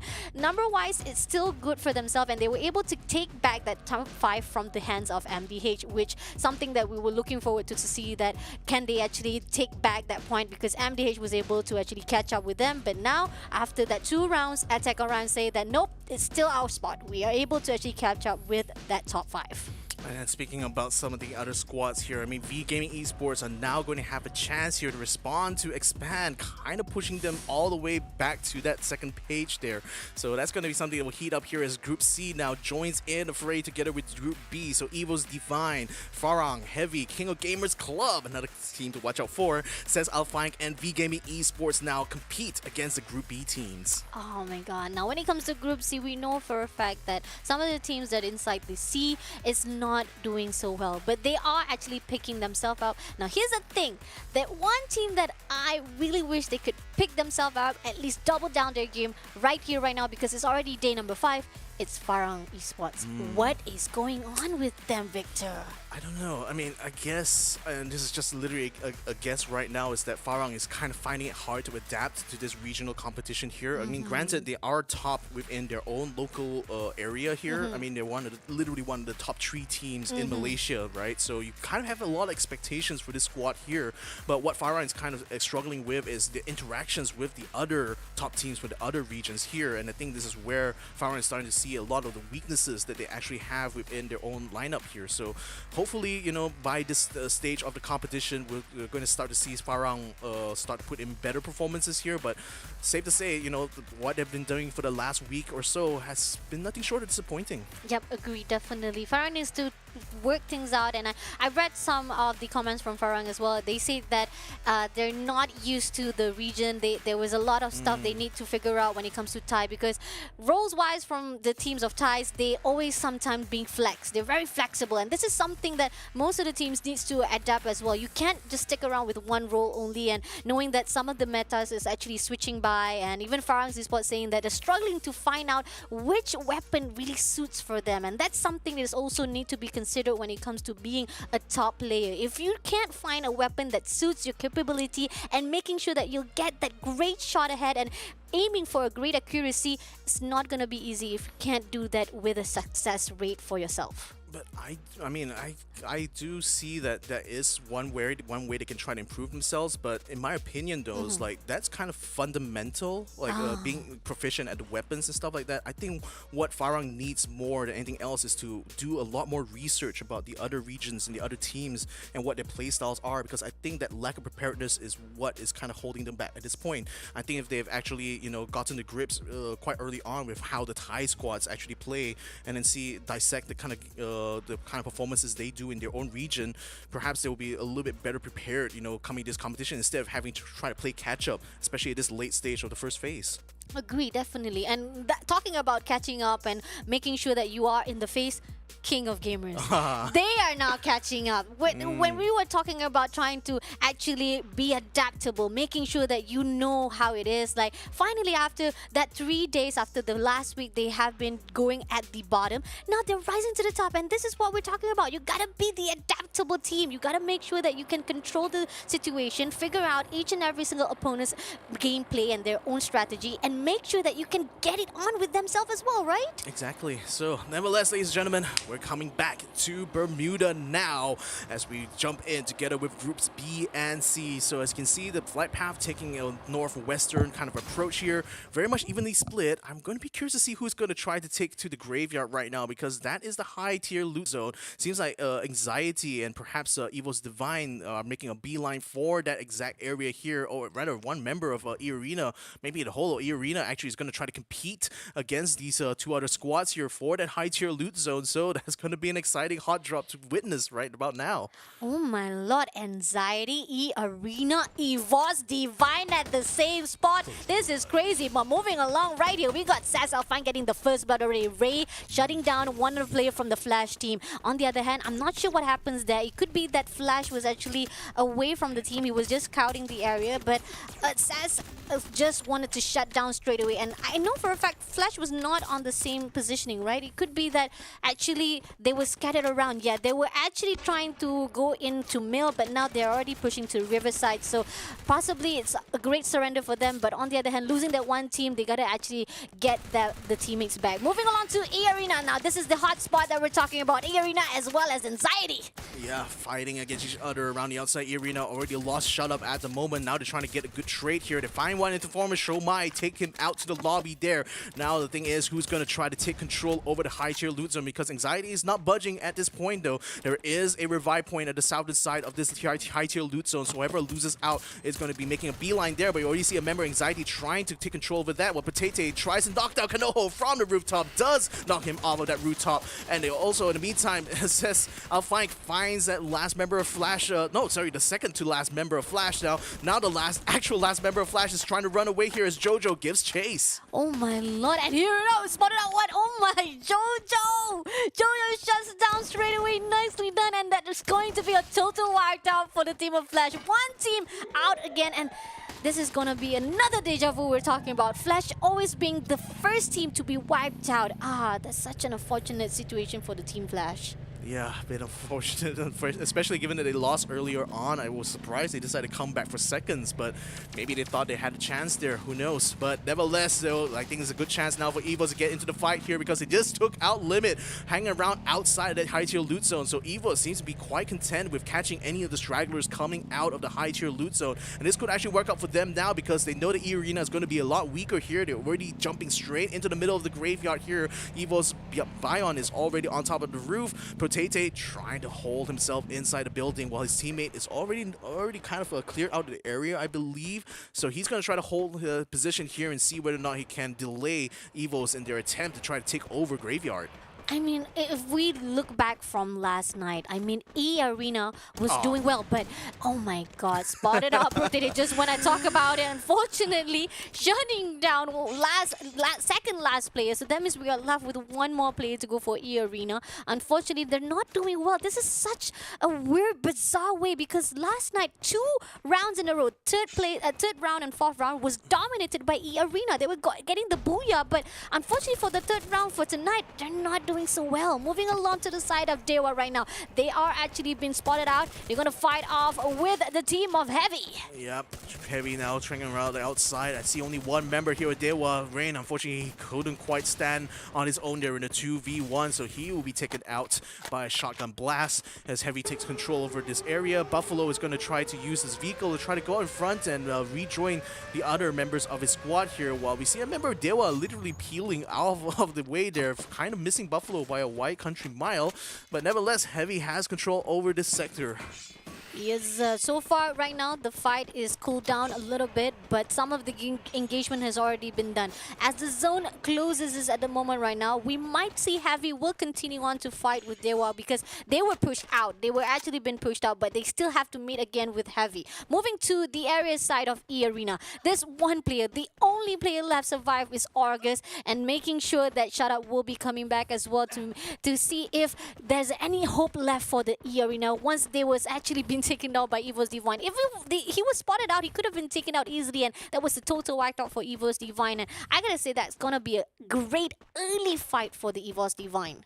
Yeah, but I think EARENA can certainly afford to kind of drop this round or the next one as well, since that their main competition literally is EVOS Phoenix. So whatever points they can get out of here is literally a bonus to add to their current lead tally. So whichever the case, though, they are certainly going to be taking a lot more risks here on out, and we'll see whether or not they'll be able to recover by the time they get to the final circle. And speaking of recovery, Flash has already brought back 2 of their members now to get back into the fight, but now they're just going to have to play catch up when it comes to finding the loot here, while Rain has also been able to be revived back by his team here. So DEWA is back to full strength now, taking control over Kota Tua, trying to find some good loot here to help them in that final circle, because glue walls seem to be rather sparse amongst his squad members. Yep, definitely. This is something that is very critical. Getting as much as item and great equipment for yourself to make sure that you have enough to fight in the battle zone.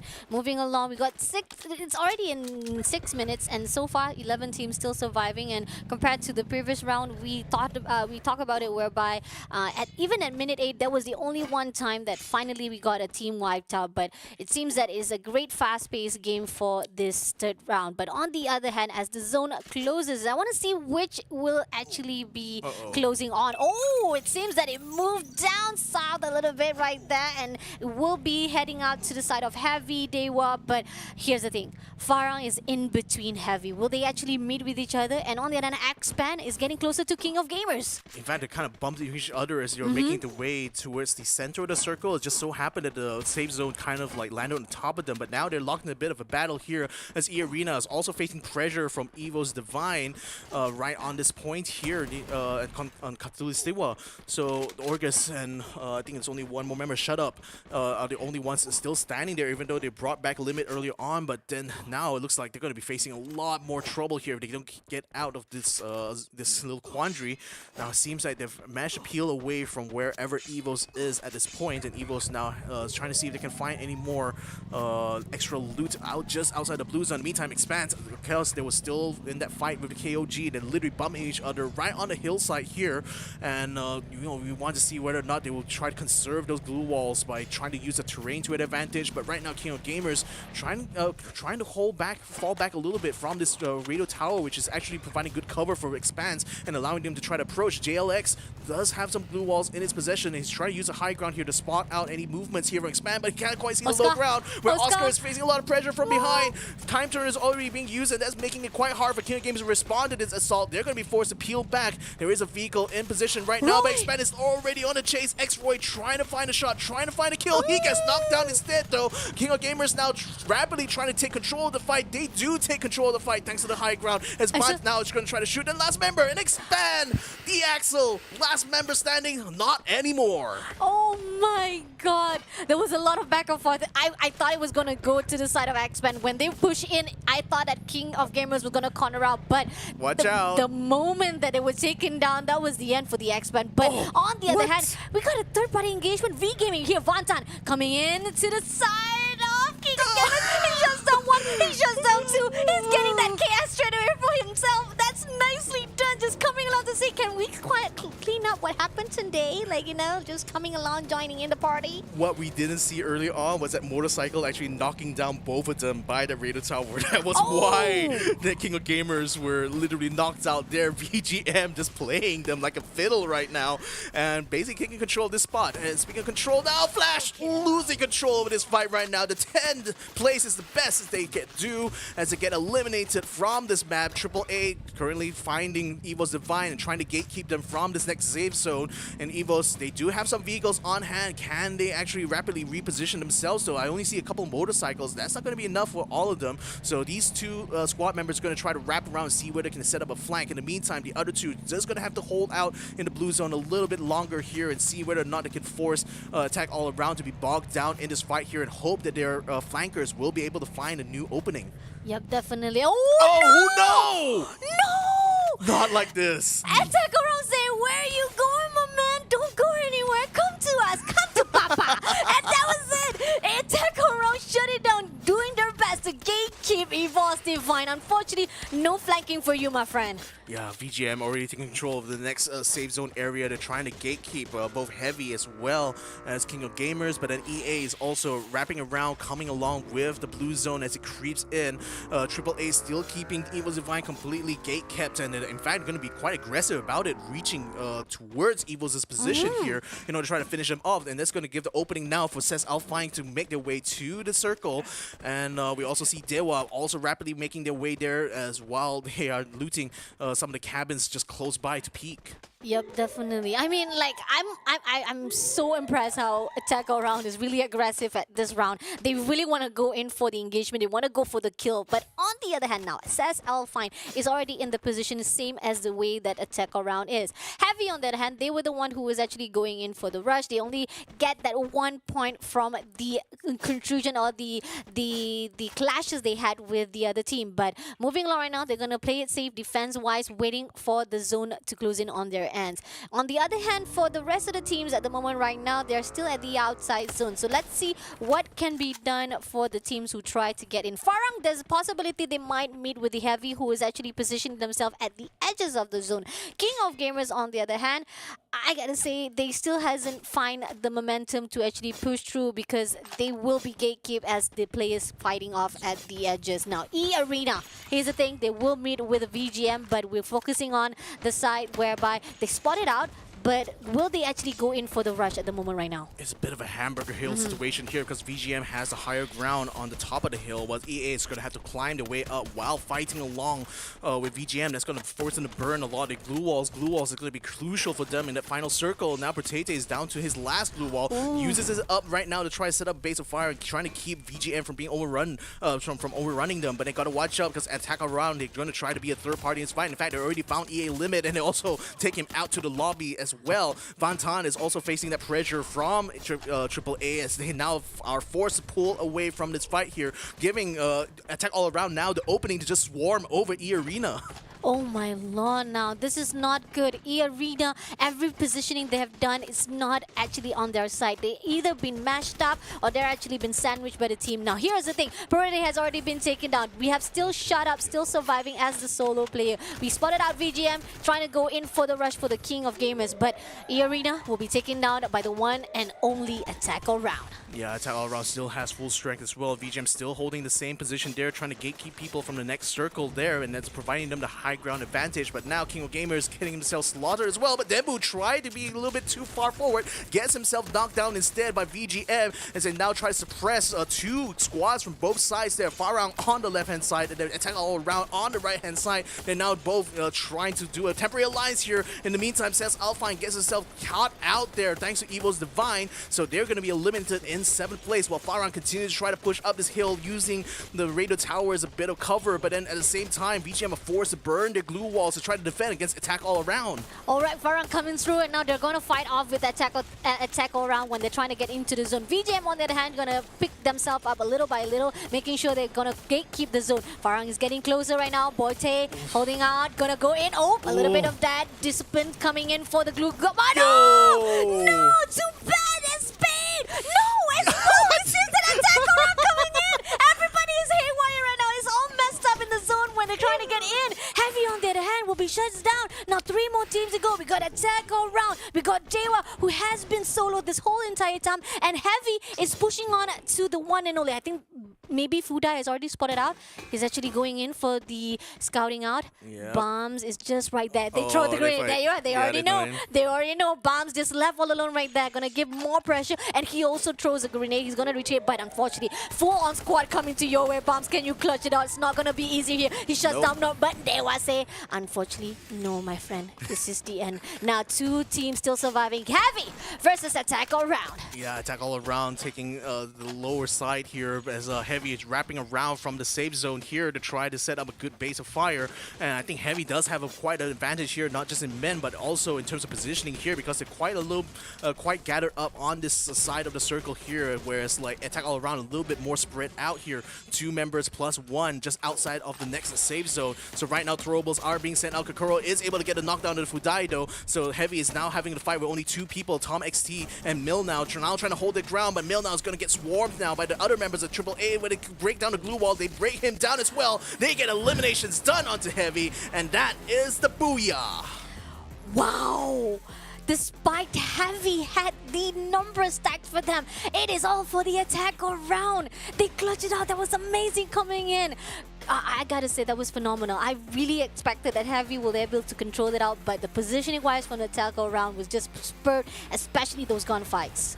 I mean, that's the way you win booyahs, right? You be an opportunist, and I think Attack all around certainly saw the chaos of that fight before that final circle, and thought that it'd be best for them to try to like be more of a third party in that situation, not try to be on the front lines of that fight. Let the other teams fight it out. I mean, granted, they are conceding some kill points, but then again, Attack all around, their focus is getting the maximum amount of placement points, and they played it perfectly well. You know, held back a little bit, came in to sweep the survivors of that fight, and then went on to use that momentum and the man advantage in order to win out the final circle. Amazing. Great job again. Congratulations to the AAA. Attack all round for their first booyah of the night.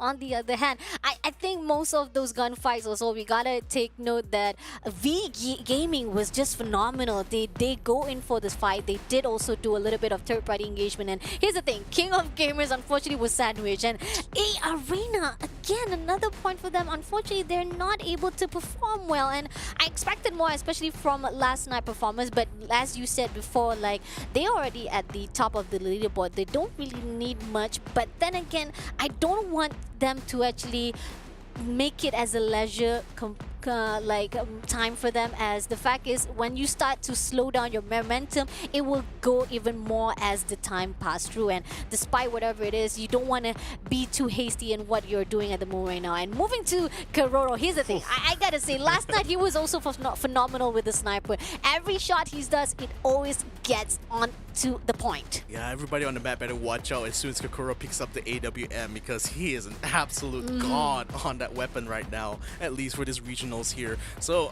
the final tally of points here, Attack all around with the maximum, or rather the highest share of the points here at 27, 15 kills for them. EVOS Divine very close behind them, 16 points for them, just ahead of V-Gaming Esports at 14, tying them up with the fellow Vietnamese squad here in form of Heavy. I mean, these guys certainly had put in the work here, and it really shows. Definitely. I gotta say, most of the Vietnamese is really performing well for this round, as the fact that some of them was going in for the positioning, and they did actually get a lot of the kills. Heavy was actually at least getting out of their comfort zone. Most of the time, they could not actually make sure they're able to actually go into the last zone and getting some of those kill points. But for this round, I gotta say, it's a success, and maybe there's some patterns they will finally actually break through, and they were able to be a great, more passive and aggressive inside this round. On the other hand, Farang, I'm surprised. I mean, I gotta say, they were not performing well the past few days, but tonight it seems that despite their passive aggressiveness, maybe placement point is all what they wanted this whole time, I guess, Victor?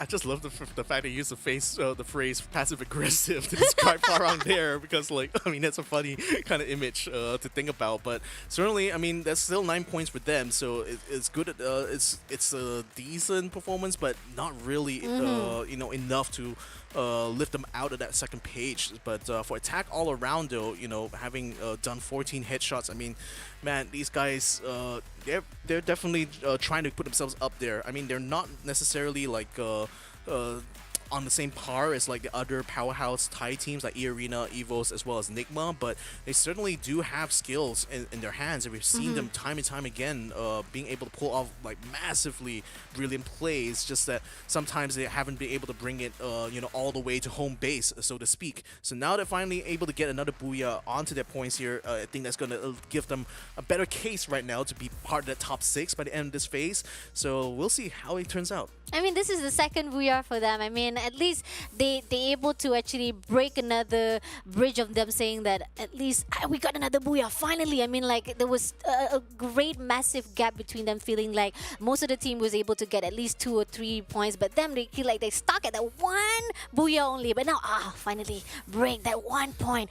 But on the other hand, they can't, they have to feel powered as well, because the rest of the teams are still struggling to get their own booyah, right? Some of the teams is still struggling to get that booyah for themselves. But on the other hand, I gotta say it's a great round for that round, and hopefully for the next round, the team BC will give even more potential to see how they're gonna pad it out at the Kalahari. And on that note, ladies and gentlemen, we're going to be finding out with the next few rounds here, so make sure you guys stick around, because we'll be right back after these messages. The Snapdragon Pro Series is brought to you by Snapdragon Elite Gaming, Monster Energy, and Kachi Shop.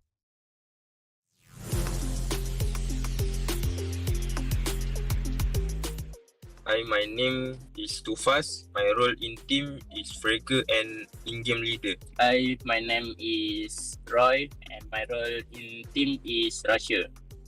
Perjalanan kami dalam ESL Snapdragon ni, kami mencuba pelbagai strategi dan meta untuk diguna pakai semasa di FFWS, dan kebanyakannya berhasil lah. Cara kami adaptasi dengan meta terkini, kita orang sentiasa baca update-update setiap patch yang Garena bagi untuk kita orang lebih faham dekat statistik weapon, perubahan zona, karakter skill yang berubah-ubah dan karakter skill yang baru akan kita orang kena study lah. Kita orang kena selesakan dan training selalu untuk dapatkan keselesaan terhadap meta tersebut. Play as a team. No ego. Kami buang ego kami. Kalau ada salah tu kami nasihati satu sama lain, dan kami improve from there. Belajar dari situ. EVOS Phoenix, AAA, Attack All Around, dan NIGMA Galaxy. Region yang cabar adalah Thailand, kerana mereka mendapat gelaran juara di Freefire World Series last year, dan selama 2 season mereka juara. Playstyle mereka mengambil tengah dengan cepat, rotasi yang cepat. Kami akan test pro sport baru atau rotation yang baru, dan mungkin meta baru. Kami akan gunakan karakter Misha. EVOS Phoenix, better you run from command post or we will beat you.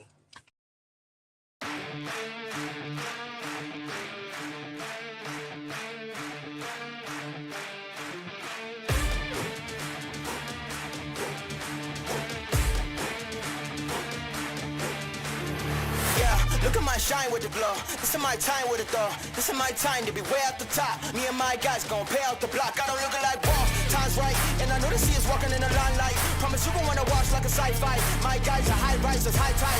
My crown if you come to my side. I pledge allegiance for lifetime. My squad connected like Wi-Fi. We grind and you see the highlights. This my life. It ain't a game now. Me and you, we ain't the same now. Lions coming out to play now. Opposition out the way now. Out of the way. You wasn't invited. Say you come to play. I dare you to try it. You don't wanna try me. Don't step up to my team. Yeah, out of the way. Yeah. Out of the way. Yeah. Out of the way.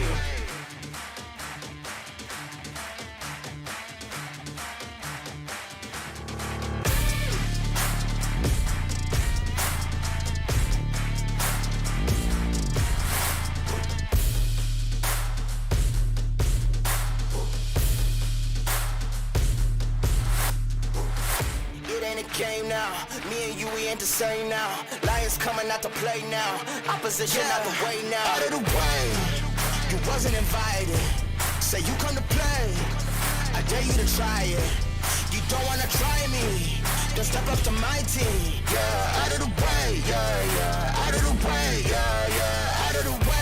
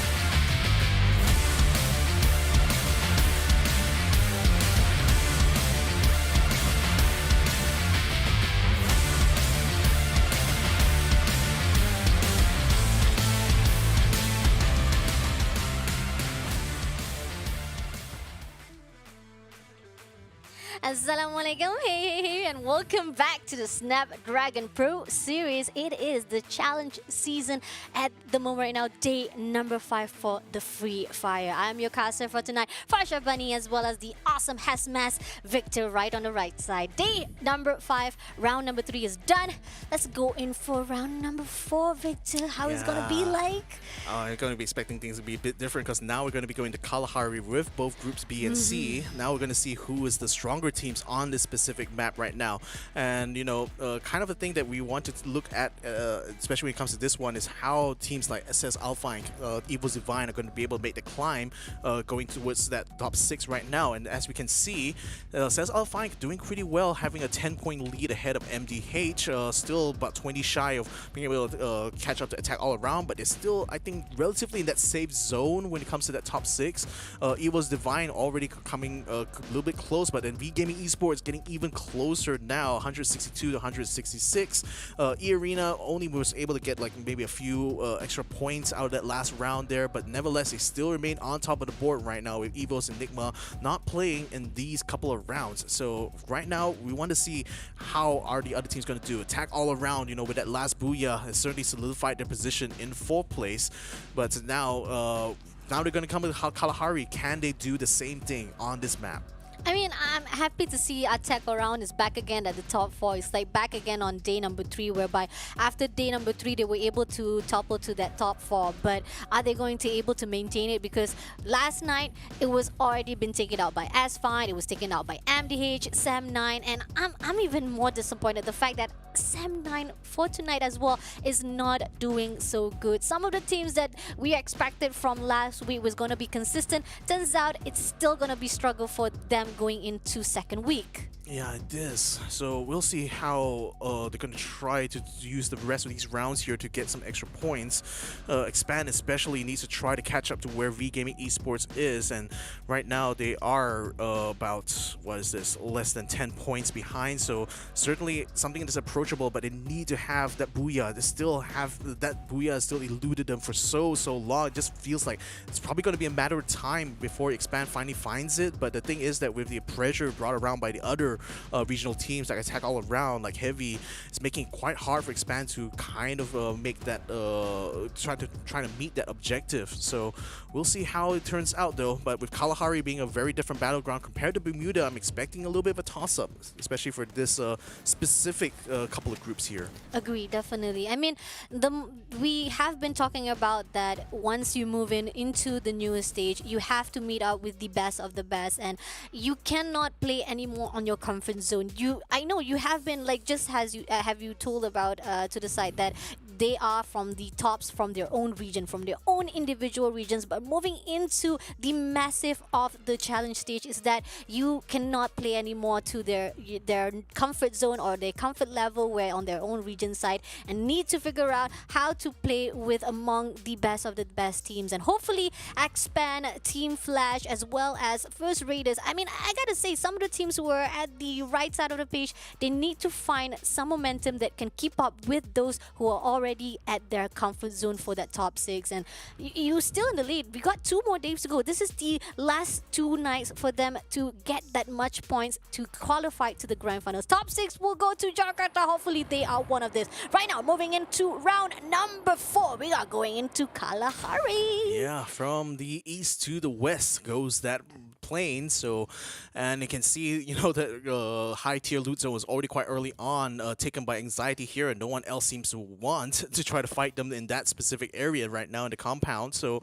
we're already seeing Team Flash hot dropping EVOS Divine right now. They're looking for those kills early on this game, and in fact they've already caught first blood, and a box is kind of caught out on the upper side now. EVOS forcing Yanbin to bring out his time turner now to try to hold off this pressure. He's not going to be able to hold him off for too long though, as the shotgun comes into play right now, and the close quarter battles works out here for Flash as they take out the entirety of EVOS Divine. No, this is it. They break the record. They have been the only team that always been the knockdown, the first one, the first blood to be taken out into the lobby. But turns out they break the curse, finally managed to do what they needed to do, be the first engagement and get that first blood. Great done by the Team Flash. Moving along to the VGM, they are now closing into the side of King of Gamers. Now, King of Gamers, they have been doing well last night. Tonight, they need to figure out what momentum they want to go in. So far, we have Binzu just closing off, holding on. They're trying to hear the steps to see if the King of Gamers is getting closer and who will actually push the button first to fight. Yeah, the thing is, the King of Gamers is taking this very slow and steady right now because I don't think they have a lot of information about where exactly VGM is positioned, and given that, you know, VGM is already set up in confinement here, they have plenty of angles to try to play with, so King of Gamers has to be very careful and very methodical about where they advance and how they advance. Oscar is going to be taking one for the team though by going on the outside, so taking a bit of risk, but he needs to get the information right now about where VGM's position is. Speaking of which though, Anxiety now facing a bit of pressure here because we've got a member of another squad coming in, and speaking of coming in, KOG just going ahead and storming into confinement now, trying to flush out the others of VGM. Boytes around the outside trying to hide to find an angle here, while Oscar continues to scan inside. Looks like, he has already found one on the outside though. King of Game is now going to have to respond rapidly here as Boytes already taken down one. Now he's locked in the battle with JLX77. He is trying to play ring around Rosie here. Now the glue walls are forced out. Boyte is going to try to fight it out on the other end here while JLX tries to backdoor him, but King of Game is having completely surrounded. They haven't quite got the knockdown yet, but now forcing the issue going into the house there. King of Gamers unfortunately take too much damage as VGM counter pushes them inside the house, and then easy loot for them. Wrong move. They shouldn't hide. They shouldn't go into the building. That was a trap. That was literally a bait for VGM. They wanted to corner them out in there and just literally fish them out. Like, that was amazing. But on the other hand, oh my god, King Gamers, they already had that positioning, but unfortunately, they just fall right into the trap of the V Gaming. On the other hand, Anxiety, I thought I saw Attack All Round was just passing through, like, trolling around at the outside of the building, and I was like, hello, there's Anxiety around the area, my friend. Are you not cautious enough? You could have been taken down. But on the other hand, it seems that we are seeing that Attack All Round is actually engaging with another team. Moving to the side of Flash, a great start out for them, but now they will meet with DEWA. Can they actually fight out with the Indonesia team? Alright, this is open.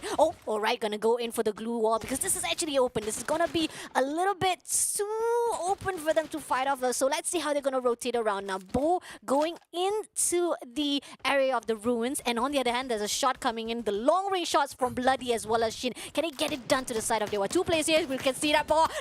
No! He will be taken out first. I mean, it was a risk he was taking by being so far out in the open, but then now Flash is going to be facing pressure from the flank that DEWA is trying to set up onto them. I felt there was a bit of a bait, actually, when they saw that BO was trying to be aggressive against them. You already saw a couple of members of DEWA rapidly repositioning themselves closer to that safe zone and trying to surround Team Flash. And now the Flash is already down one member, now down two members here. This is looking very, very bad for Team Flash. Can they get themselves out of this quandary? Oh my god, that's a great positioning. DEWA just cornering them out. We got Bams right here just going to do a backstab. Alright, he's gonna close in. One more player to go. DEWA. Rain spotted out one. He sprays. Can he get it done? Bloody is just left all alone. He jumps down to Bloody. He shots. He gets it done. Time turner to both of them, but nope. No time turner is gonna control them. We got Team Flash shuts down by the one and only DEWA United. Yo, I mean, again, you know, they set that up quite early on. By getting that flank already in position, that meant that Flash, you know, even though they started a fight, they cannot finish it without taking damage, and unfortunately get themselves eliminated. EARENA, in the meantime, getting the revives back in after losing out that fight, which I believe was against AAA, or maybe it says ALFAINK. We'll have to see. As Heavy right now is going to be the next one on the menu here for EARENA as they eat up the Tom XT, who just jumped into their midst. Alright, Argus going on to the second floor. Portateonoran gonna spot out one of the player, just gonna control that second floor first. Now they're gonna position themselves, figuring out where is the positioning of Heavy. Now they wanna use that higher ground. That's gonna be advantage. Shuts down one player. On the other hand, spotted out another one. Gonna go jump into the area of Heavy. Can he get done? Come on, No. he couldn't. He couldn't, but we still have August. August gonna go in for the backstab. Can he get it done? But he doesn't see it out. But we have one more player. We got Limit right here. He's gonna go in for the Heavy. Last more player to go. Shuts one, shuts two, but no, still not enough. Gonna go in for the rush. Argus coming along for the support. Two players going in for the side of Heavy. It's not gonna be easy, but yes, he gets it done, and that it is. We have Heavy shuts down by the one and only EARENA. And also around the Razor's Edge as well for them, because remember, they are already on one revive. I don't know if they could afford another, like a reset at this point, and it's a good thing they managed to eliminate Heavy right in that battle, since ALFAINK in the meantime having control over the command post will allow them to have control over one of the revive points. We already see attack all around in the center of that next circle. They don't need to budge, but they need to watch out for FARANG, who is right to the west side of them. A UAV is already up there, and that's probably going to give some information right now for some of these squads positioning. In the meantime, Span still trying to reach in from the western side. DEWA on the northwestern side. Anxiety already trying to put some pot shots onto attack all around, it looks like, as they're already receiving a bit of fire from all angles. We also see VGM across the river right there, providing some pressure as Vantan takes out a vehicle there, preventing any escape attempt from attack all around. Okay, this is not so good. As you said already, they are actually been sandwiched at the moment right now, like a bacon between two breads. The breads of FARANG as well as VGM. It's not tasty. I tell you, it's not tasty, my friend. Attack around, they have been doing well. That Booyah supposedly had to give a little bit of momentum for them. So if they shuts down straight away because of this sandwich, it's not looking so good. But on the other end, I think attack around say that no more gonna play safe. Let's go in rush with the team of FARANGs at the moment right now. And that's I like that. You don't want to hold on too long to a point that two teams just rush straight to you and you don't know what to do anymore. We have Karoro right here, the one most aggressive player. He gets a lot of the shots for himself to make sure that he can build up and carry the team. But on the other hand, as the one to actually control the area to spot out the FARANG, they still haven't had the grabs of the location yet. So Karoro goes back, regroup back again, and try to figure out the rotation. How are they going to focus and move forward to fight with FARANG? In fact, I don't think they want to necessarily start a fight with FARANG quite yet, though, because as far as it's seen from the pattern that Attack All Around likes to do, they prefer to be gatekeepers as opposed to aggressors. But the thing is, FARANG as well, they're playing very passive so far, so they're not really trying to, you know, make the most out of this situation here. Speaking of making the most of things, Anxiety getting a good shot there against X-Roy, taking it out into the lobby. Nicely done. Expand versus Anxiety at the moment right now. Too fast already, going to spot out the rest of the team from Anxiety. How they're going to respond to this as knowing that they lost their teammates already. And on the other hand, DEWA sling themselves right here and say, hello, can we join the party too? Well, maybe they might just also get the unnecessary attention coming in from Expand, but they do take out Kanoho in the meantime, so they know, at least Expand knows that they're not alone in this fight right now as they try to peel away. Too Fast trying to catch down the Jembal, who tries to run away with the motorcycle. Unfortunately, motorcycle is up in flames now, forcing Too Fast now to try to put up a glue wall around himself as he brings up the heel, but then now he's completely trapped here. Now he's going to be hoping that DEWA is going to try to push in a little bit harder here to force Anxiety a bit of pressure, but Jeboiwa, he is already locked in a sniper battle along with Shomai, and they're just a little bit tied up at the moment, while DEWA Virus is going to try to wrap around the outside to see if he can get a better position here in this fight against Anxiety and Expand, as other members of DEWA are starting to join in the fray. Alright, this is not looking so good. Anxiety just holding on into that building and DEWA coming in to fight. Are they going to actually hold the ground properly, or are they going to just throw the grenade, making sure that Anxiety gets as much pressure as possible? Now, Expand on the other hand, they reposition themselves. When they already had a fight already with Anxiety, they struggle a little bit, so they need to back off just a little bit to make sure that they hide the right positioning. But on the other hand, Anxiety right here, we got to see Shomai just holding off for the positioning, just waiting for DEWA to come into their trap. But is it going to be easy for them, as they know for a fact there's 2 players on 1? If come in the 3 players squad fighting off into them, it could be a messy situation for the team of Anxiety. But holding on to that second floor, just making sure that they're not overstepping or even exposing themselves, waiting for DEWA to come to get them. Yeah, but the thing is that there's still plenty of windows on the outside, so if like any other teams has a sniper, they probably would be able to use that to try to catch anyone inside. That's going to force Anxiety now to try to take the low ground. They are getting sieged up now very heavily from DEWA, and Rain gets caught out the outside. This could be bad though, as Renz now sends a couple of troubles into the house now to try to keep the pressure going, but unfortunately Anxiety, they lose out one of the members now, and things are starting to fall apart rapidly for them as DEWA now tries to hold the ground around the outside. They do lose BAMs though. Virus and Renz now struggling to try to hold control over this fight. Renz using high ground to his advantage, putting a lot of damage on the show by taking him out completely. 8th place for Anxiety. Nicely done. I like that the DEWA was really right at the positioning. They just scatter around each player, just making sure that they're not going in all against like all on one, you know, because most of the time the tactics that are used by the players, usually they just go all at once and making sure that everybody stick together, and that's what happens to the side of Heavy, where they were fighting with VGM and they thought that they could actually hold the grounds as all at one, but it turns out they were taken out at that stage. But with 5 more teams to go, we are seeing that EARENA got a full squad ahead for them, and at the circle right at the moment right now, they will be comfortable, but it seems that says ALFAINK is going to join the party. Will they actually fight off as they join into the territory? I don't know, because EARENA already has 11 eliminations so far, so Cez just might be adding to that tally by just trying to jump them. They do have the high ground in this fight though, but then EARENA is already holed up inside the building. They can definitely set up good ambush points at this stage here, where it says ALFAINK going to have to burn a lot of these glue walls to provide cover, because there's not really a lot of cover on this rooftop at the moment. Now they do have a bonfire that's keeping them in this fight right now, but EARENA, they still have good positioning at this point, so Ray's going to try to break out of this, see whether or not he can scan out for any members. EARENA, he couldn't quite catch Shut Up just in time. Protete is already down though from behind. Ray is now trying to lure him, Shut Up, right around the staircase, but then Shut Up decides he's going to fall back to the rest of his team right now, seeing that says ALFAINK starting to get a leg up onto them. Nicely done. I like that. They're going to corner out, just going to bait out some of the players from the team of EA. But on the other hand, right here, Shut Up spotted out. He doesn't not go in. He doesn't actually call out yet. He's going to wait for the right time, as losing Protete is making them left with a few of the manpower to fight off. But that comeback's doing well for the side of Protete. He's just going to make sure that he can be able to actually fight it off. But on the other hand, spotted out that 2 players and know that that's not the positioning that you want to go in. Now looking for the opening they needed from the side of SAS ALFAINK is the most key point for the side of EARENA.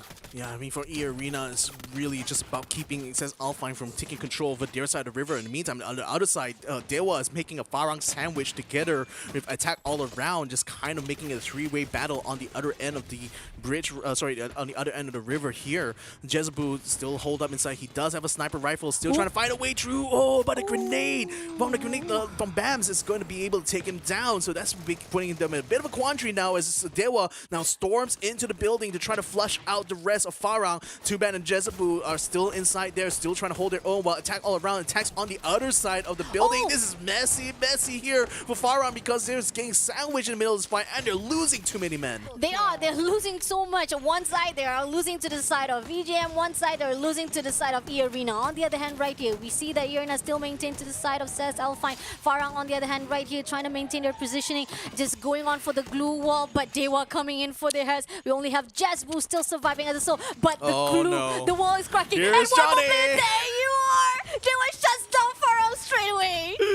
Oh man, you can imagine the fear you will experience when you see the cracks coming up on that glue wall. Now DEWA is going to have to fight against Attack All Around because they are the only two on this side of the river here. Says ALFAINK are still holding on, and actually they beat out the EARENA. So now AAA as well as DEWA fighting it out here to maintain supremacy on the western side of this river here.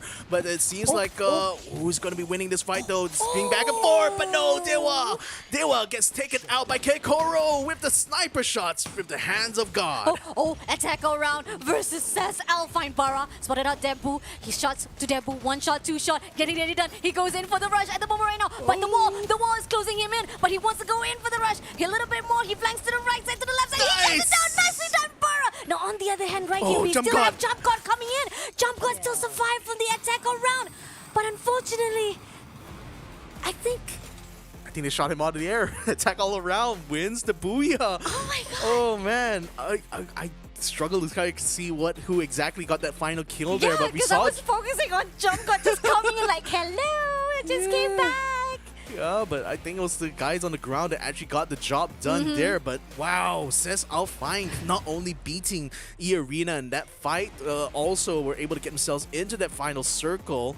But Attack All Around, yet again, you know, being the gatekeepers for that final circle, just preventing both DEWA as well as FARANG from being able to involve themselves in that final fight. Great job. Again, just like how you already stated, the static, usually they go in for the gatekeeping. They're going to slow down first. They're not going to go in for the first early engagement. They will not be the one to entice the fight. They wait for it, just the right nick of time, they go in for the fight. And that was it. That was just the need, the necessity, the patience that you need when it comes to fight. But here or not, I gotta say, DEWA has been performing well. They're able to take out Flash immediately at that spot was just superbly amazing. I gotta say that was just amazing from the side of DEWA United. But the moment they met up with the team of Anxiety, the momentum keep on fighting off. It was just burning and burning for the team of DEWA.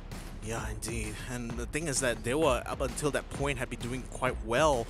And it was just, it seemed like a good opportunity for them to try to go to fight against FARANG. And this is where Chempel gets a shot against Folky, forcing him to bring out the glue wall. But again, that sandwich there was so terrible for FARANG. You know, they were just facing fire from both sides. They were holed up inside the building, so they really had nowhere to maneuver at all.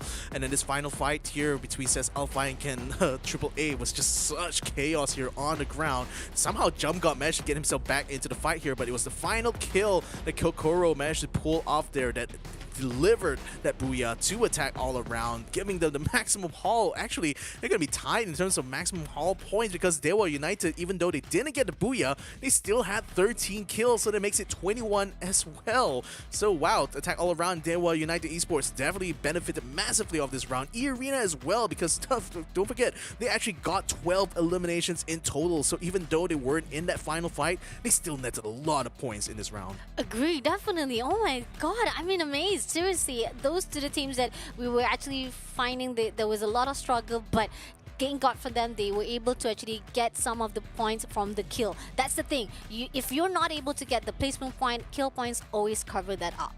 Exactly. It's like if you aren't able, or rather don't want to focus too much on placing points, you just be aggressive as you can. You know, just go ahead, find those kills and finish off as many squads as you can, because you know you do end up thinning the herd somewhat, you know, coming to the final circle. So EARENA was kind of on that trajectory before getting cut short by CES ALFAINK, and I think it's a little bit unfortunate that CES, you know, despite the fact they wiped out EARENA, didn't really benefit a lot out of that, other than, you know, being one of the final two teams in that last circle.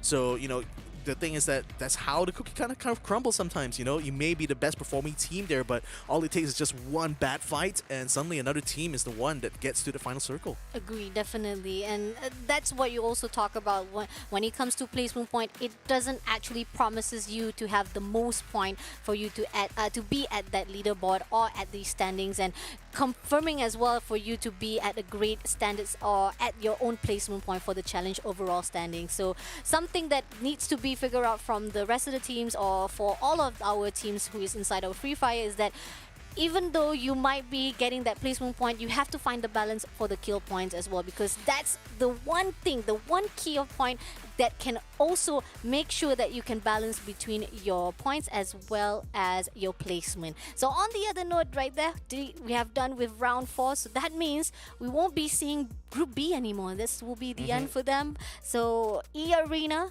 I think they're already satisfied enough for themselves, and I think most of the points for themselves is also good enough for them to maintain at that top one. Maybe. We're not sure yet. But what we are sure of, we need to thank our sponsors for helping us, making sure that there will be a platform for us to fight it off. Because if you want to win, you got to win with Snapdragon Elite Gaming. Because when you win with Snapdragon, that is when the winning matters. Yeah, and also not to forget our second sponsor as well, Monster Energy, powering these teams in this competition here. Unleash the beast with them over at monsterenergy.com/gaming.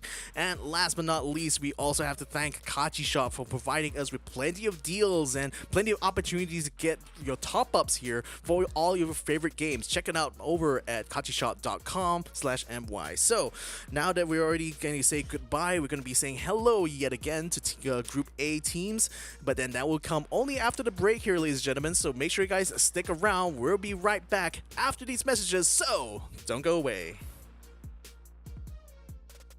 The Snapdragon Pro Series is brought to you by Snapdragon Elite Gaming, Monster Energy, and Kachi Shop.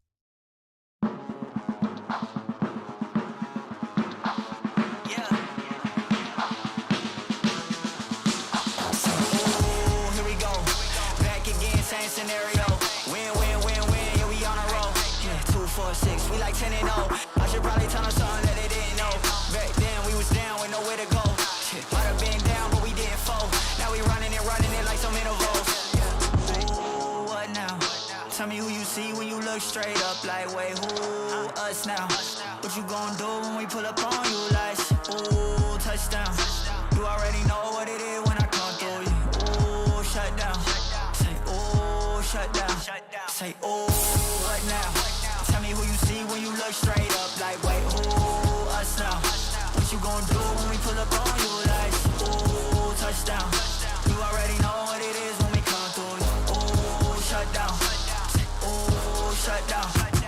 Ooh, give me that crown. I need that now, right now. Ooh, don't make a sound. This is my time. You hear the crowd. Yeah, we need that rain. Me and my team. Deja vu, this here a dream. We done all seen 100 times over back when we was just teens. Now we going dumb, told them we the one. They would count us out, now we counting up the funds. Now without a doubt, they be throwing up the ones. Like they was always rapping, I believe them if you won. Now they show love, came with a dub. It is what it is, it isn't what it was. They all love to hate when it don't work out. Tell you that they always been down when it does. Look.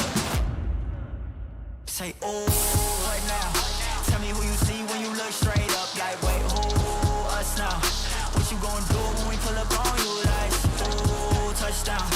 You already know what it is when we come through you. Ooh, shut down. Ooh, shut down. Say, ooh, what now? Tell me who you see when you look straight up. Like, wait, ooh, us now. What you gonna do when we pull up on you? Like, ooh, touchdown. You already know what it is when we come through you. Ooh,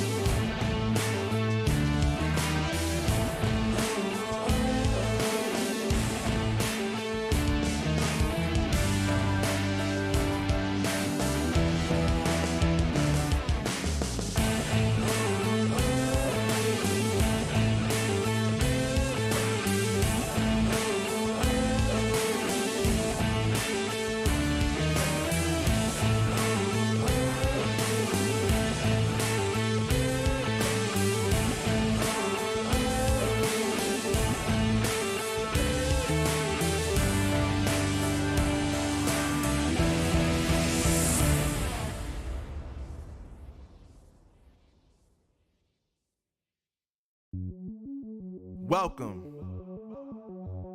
to the place where dreams come true.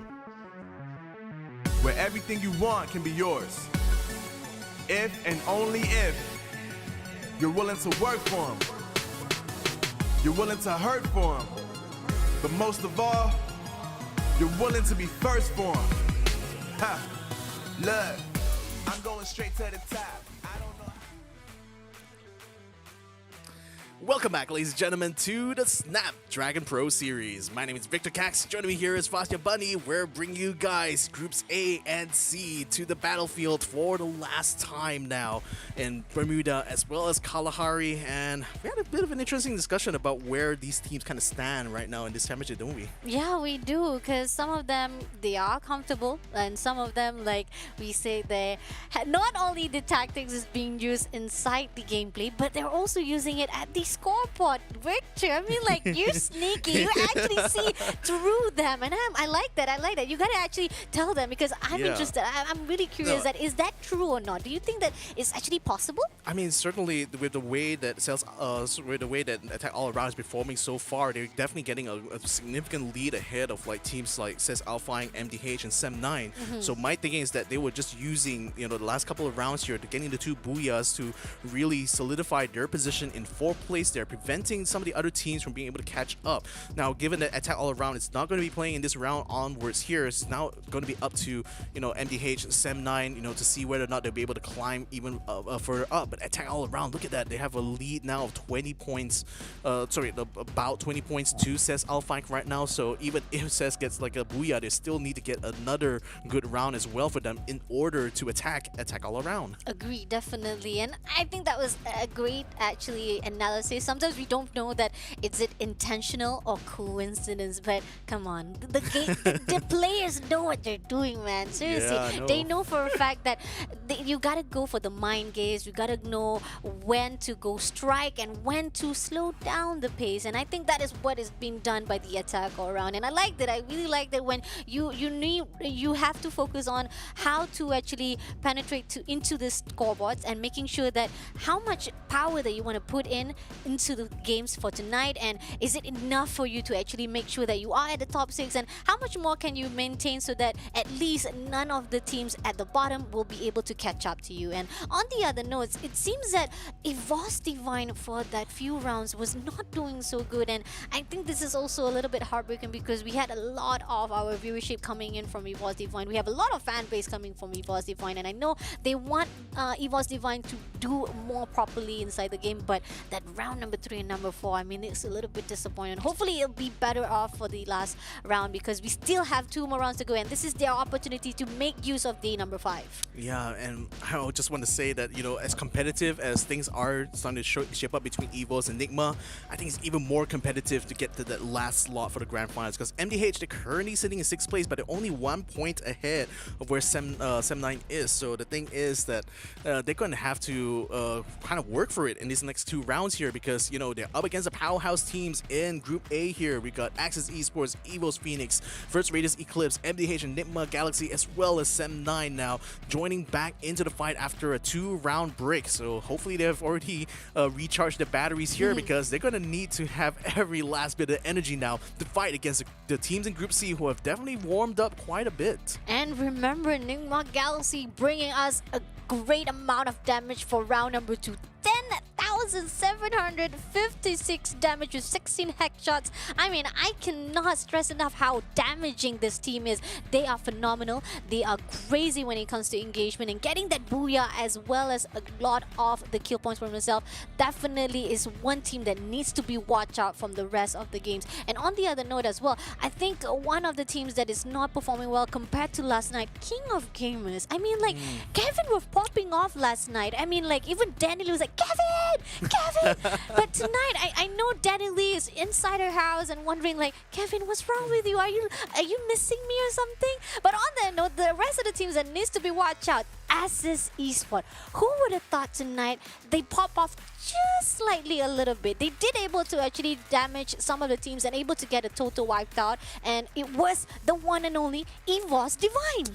Yeah, but even with all of that performance that we've been seeing from them lately, I feel it's just a little bit too little, too late. They're still at the bottom of the overall scoreboard at the moment, and it's very unlikely they're going to be able to even get into that first page, much less into the first top 6, into the grand final. So I don't know, Axis certainly is going to have a lot of soul searching after this phase of the competition here to see what exactly kind of went wrong for them, and really try to take all of those lessons to heart by the time we get to phase number 2. But I digress though. I mean, it's still going to be a longer competition for those squads in particular, but I really want to focus on this last fight to the top 6 here, because again, MDH says ALFAINK, MDH, Sem9 and V Gaming Esports right now split by 1.1 point. So I mean, again, it's so close. I mean, V Gaming Esports right now, they're not going to be playing in this round, I think. No, they're still in this game. Yeah. So yeah, all 3 of these squads still competing here, and these couple of rounds is going to make or break these squads here, I think. Definitely. And the fact that the moment we know for a fact that NIGMA Galaxy is a tough team to be put out, I think C needs to double down their game and put out even more effort, as when we saw how they were fighting with Group B, it seems that the momentum was built up a little by little, but it's not going to be enough if they figure out if NIGMA Galaxy is going to put out another damage the same as amount they did before. 10,000 damage, come on. Can they do a repeat? Can they break another record? 31 kills and then pushing on to 32 kills. That was phenomenal. But on that note, comparing to NIGMA Galaxy, I gotta say the teams that needs to be turned out as well for tonight definitely goes out to the, just like you said, top 6 and the West at MDH. I think MDH was not doing so well. Last night was doing well. They able to get to 1 booyah for themselves. Is it that they're actually toning themselves a bit? They're holding back from fighting off, because so far right now, every time they meet off with an enemy, they always end up being clear out. I don't know. I feel that MDH is not in that position where they could literally afford to, take a step back a little bit. I think they just need to keep pushing and pushing and pushing, because, Sem9 and V Gaming Esports, they're not letting their foot off the gas pedal proverbially. So right now, it's going to be a game of margins from this point on. It's not going to be so much, I think, for these 3 squads here, MDH, Sem9 and V Gaming Esports. It's not going to be so much about being able to get the booyah consistently. It's more about being able to stay consistently ahead of their 2 rivals at this point. Now, Heavy and FARANG have currently hot dropped each other at the mill now, and it seems like Says ALFAINK has already lost Jojo, trying to hold off this little fight here as King of Gamers also gets into the fray at the moment. Bara almost gets kills, caught out with the pants down, but he is going to be taking the pants off of King of Gamers here, taking out that member. And but unfortunately did not expect to see first raiders coming in to raid the day here onto Says ALFAINK. They do manage to handle that pretty handily though, taking down both members, but then now Says ALFAINK, they're going to have free reign to go ahead and take all the juicy loot out on mill. Now that's why you're not supposed to focus too much on that melee, my friend. You were too much confident. You didn't even realize that the enemy was slurping around, slithering into your own path. But on that note, thank God. You should be thanking your teammate was backing up you at that time. But on that note, great job. A great massive fight even from the first earlier of the game itself. Says ALFAINK, on the other note, it seems that is already toning a bit. The rest of the teams right now, it seems that we might see at least a fight between the inside zone, where we can see MDH will be meeting with NIGMA Galaxy. But is that going to be a fight, as we know they are close to each other, but at the moment right now they haven't spotted each other just yet. But I spoke too soon. DEWA already spotted out 1. He takes down 1, and we haven't actually seen if they are going in for the rush. And Sem9 on the other hand is meeting off with Aces Esports. Yeah, completely eliminating them there. So that's already 4 elimination points in the bag for them. That's certainly going to put them ahead of the other 2 squads, MDH and VGM. So now Sem9 going to be spreading out towards the shipyard. No one here but us chickens, so they're just going to go ahead and loot as many of those eggs as they can. Yes, sir. Nicely done from Sem9. I gotta say, this is a really good start for them, as the fact that we have been seeing them holding back a little bit. They keep on always pushing on to the positioning. What they always do is that they always try to get the placement point, the most placement point for them to push into that scoreboard. But surprisingly for this round, I think that at least on the attempt to be at least aggressive, they're able to get a total wiped out. Moving along to the side of the map itself, it seems that we have our team of off. First, Raiders is actually holding off at the Katulis DEWA, and I think they're a little bit scattered, but they don't need to worry about anything because none of the team has actually been spotted out. But VGM, oh no, VGM is around the corner, my friend. Yeah, already spotted one of the members of FARANG, but as quickly as they start to attack, they peel back. So I wonder whether there's just kind of like warning shots to tell them not to come this side of the river, or maybe it's just you know, letting FARANG feel a little bit of pressure, keeping them like on their toes, but and potentially slowing down their farm a bit while VGM tries to catch up a lot more. But again, I think that V Gaming Esports, out of the three just now that I mentioned, they're probably the ones that are going to be prioritizing more kills over like placement points, just based on like their performance so far in this competition. Whereas like teams like Sam9, MDH, they've already gotten booyahs for themselves. So I'm thinking placement points is definitely going to be more of a priority for both of those squads. Agree, definitely. And on that note, despite that, the fact that Sam9 was already preoccupied, it seems that Newbie is coming into town with the side of SAS ALFAINK. Now, Jide is right in close area of him, and I think Gide has brought it out here, but oh, Newbie will be taking the shot first. On the other hand, Gide is trying to avoid the gunfight, but unfortunately, Newbie says that I'm taking the gunfight to you, my friend. Yeah, I mean, there's a bit of a scouting motion, really. So, you know, no major damage done there for SAS ALFAINK, just losing that one member. They can easily buy him back anytime. But then now that they know that Sam9 is taking control over this zone, they're going to have to watch out for the next circle here. So Sam9 already has a vehicle in hand as well. So that's going to allow them a lot of scouting potential. So if they do collide into SAS ALFAINK at this point before they bring in Revive, this could actually end up being good for Sam9, because remember,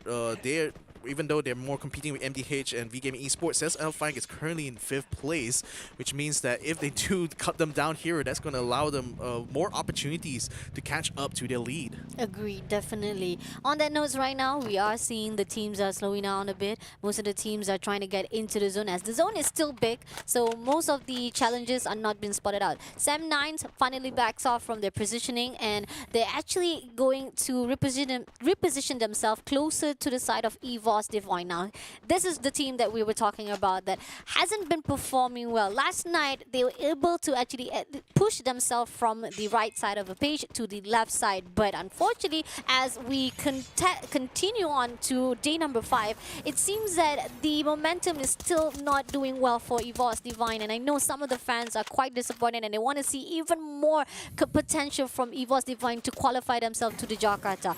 Going back to VGM here, when you talk about VGM just saying hello to FARANG and say don't come near us, and it seems that Vantan says no, it's not that we're saying hello or goodbye to them, it's just that we just want to bait them to come to us. It seems that way, because right now Vantan is coming back to FARANG's territory, and maybe he's going to scout out a little bit, maybe giving a little bit of tease for the side of FARANG and say, hey, come and get me, VGM is just right behind me, waiting for the right time to just go in for the fight. And to the positioning as well, FARANG does have a slight advantage in this case, though, because, you know, they will be gatekeeping VGM for the next zone. So it's definitely in FARANG's interest to try to start this fight here. And if they successfully suppress VGM at this point, it's going to work wonders for them for the rest of this fight here, because there's not really a lot of other squads hanging around there. We do see NGX starting to creep in closer to the clock tower, so that might be the next on the menu here for FARANG. But right now, VGM is the bigger threat, and FARANG seems to be rapidly positioning themselves to try to get themselves a good angle to get the throwables onto VGM. So far, it looks like Ban is taking a lot of damage. So has Boite. Vantan probably going to be taking another shot there. He's taking a lot of damage here. VGM is, as FARANG seems to be doing quite well. Too bad has been brought back with the revive right now, but then is still struggling to try to hold them in place. VGM still has plenty of room to try to maneuver. They could potentially back out this fight, but I think they've already invested so much into this one that they really want to see it through. All right, Jesbu. Come on, Jesbu. Trying to spot out one of the players from VGM. They're going in for the tech, but right behind him, he didn't realize, but too bad coming in for the backup. He takes down one. On the other hand, there's one more play. He shuts down VGM, and that's a total wipeout. Nicely done by FARANG Esports. Oh, they invited them for a tea party and they drank all the tea. Pretty much VGM sent to the lobby. No placement points for them, it looks like.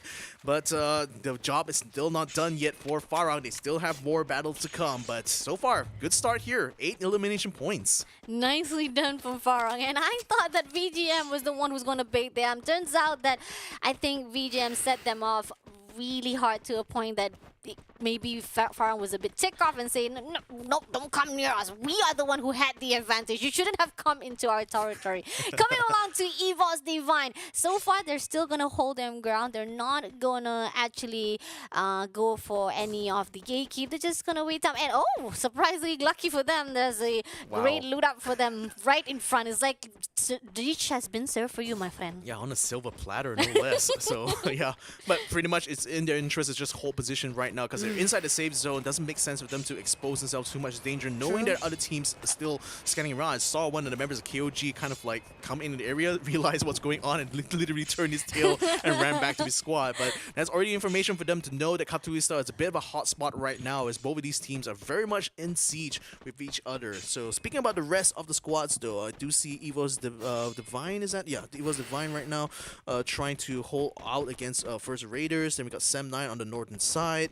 EVOS Phoenix, though, they are just in the world of their own, practically on the eastern side of Masakti Strip. That's such a mouthful to pronounce, honestly.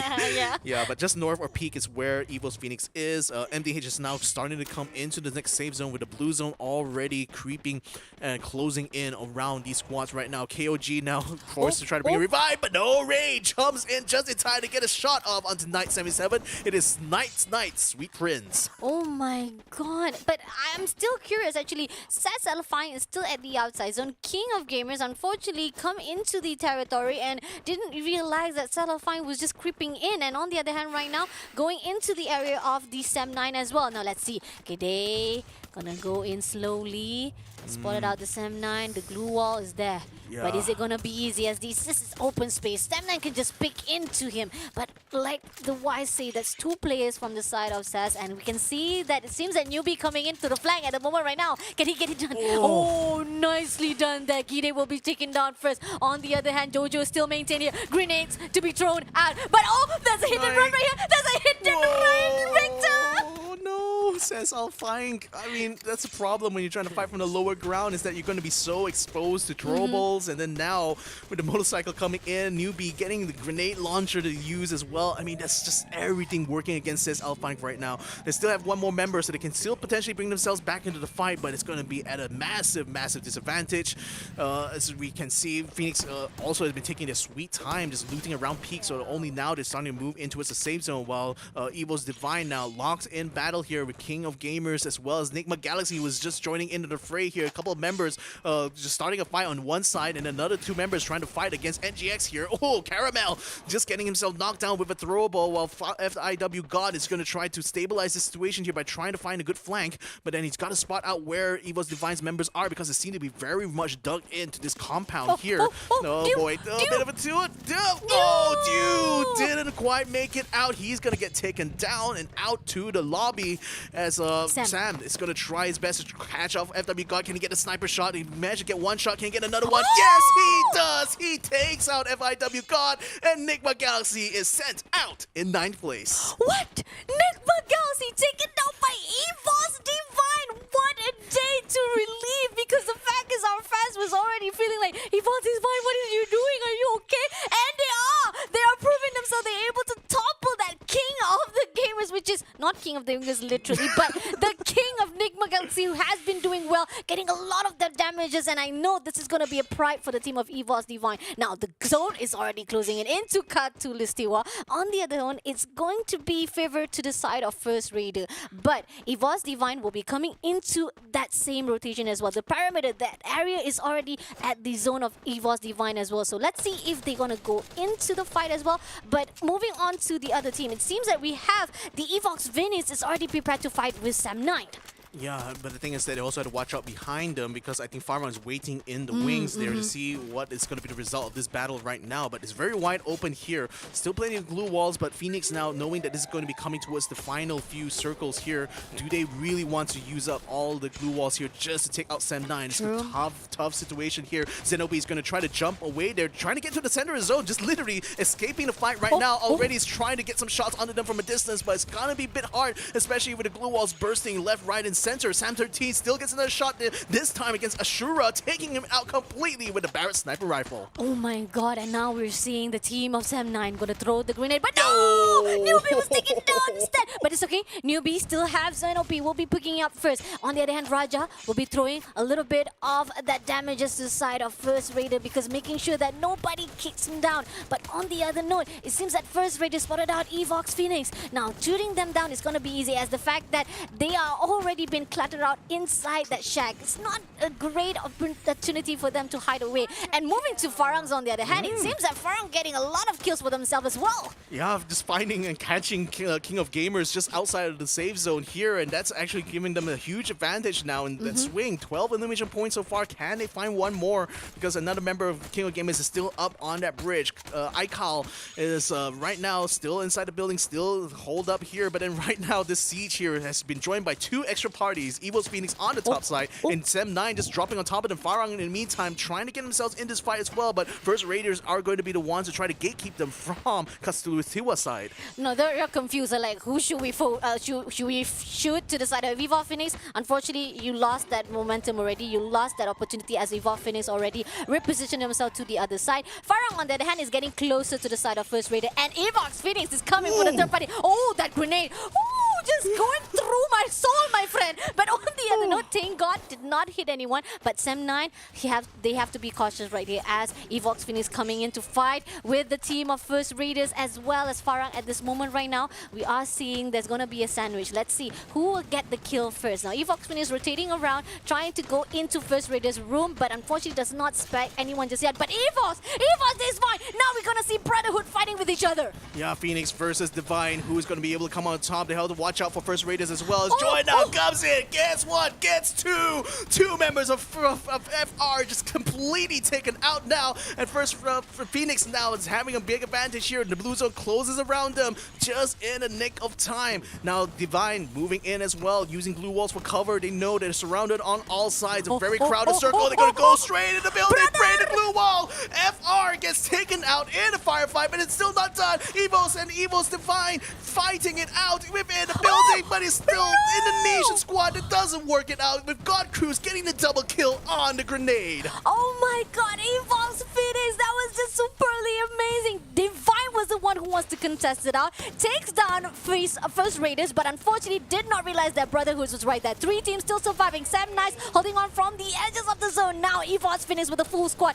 It's not looking so good for this team because there's only Sam Nice and no piece will be taken out. Newbie still surviving right here, just holding on to that fences, but it's not looking so good as God Cruz is just looking at him. Now one player coming through at the moment right now. EVOS Phoenix rotating around. One more player from the Sam 9 team. Can they make it done? Newbie just holding on. And it seems that Raja is also going to be taken down. But 2 players coming through right now. 3 players from the EVOS Phoenix. Can they make it done? Hiding from that wall at the moment now, but they're coming in. But no! They shut down! They shut down! Raja, one more player to go. Right now, meeting off the team of EVOS Phoenix. But no! They were taken down, and that will be the end as the team of EVOS Phoenix. Booyah! Oh man, I was rooting so hard there for Sem9 because it seemed like the odds were against them, but they were handling quite well up until that point. But I think Raja was already brought down so low that all it took was just one shot from Moshi in order to nail down that booyah. But nevertheless, valiant effort there from the Malaysian squad because at the end again, you know, it's never easy to try to fight against the powerhouse that is EVOS Phoenix here. But I think like EVOS getting the booyah here, that's a solid response now to EARENA's onslaught so far for today. I agree because we haven't seen EVOS Phoenix in quite great form, and we were wondering like, are they slowing down a bit this second week? Because last week they were so phenomenal. They were on fire. They were popping off everywhere, getting booyah for themselves. And last night I was like wondering like, is this the same EVOS Phoenix? Well, they answer it today, my friend. They answer it tonight, Victor. And EVOS Phoenix rising back, getting that booyah for themselves. On the other note, I gotta say, Sem9 as well, great job for this round as well. I mean, we have to give credit where it's due because Sem9 was not doing well. They always keep on depending. They were codependent on the placement every single time. But yet, for this round, they were able at least maintain a great engagement. And here's the thing. Bara was just using melee. And he was just like focusing there. And I'm like, yes, okay, you're proud that you were able to knock down one of the players and with that melee, but you continue on, and thank God your team was able to back you up with the whole slithering by the other enemy, you know? Yeah, I mean, Bara deserves an award just for being able to pull that off in the first place. It's very rare, you know, to have hand-to-hand combat in this game here, so So, you just got to enjoy this achievement. And this shot here by Sam13, I mean, what a monster of a shot right there, just taking one out as he was trying to escape on that motorcycle.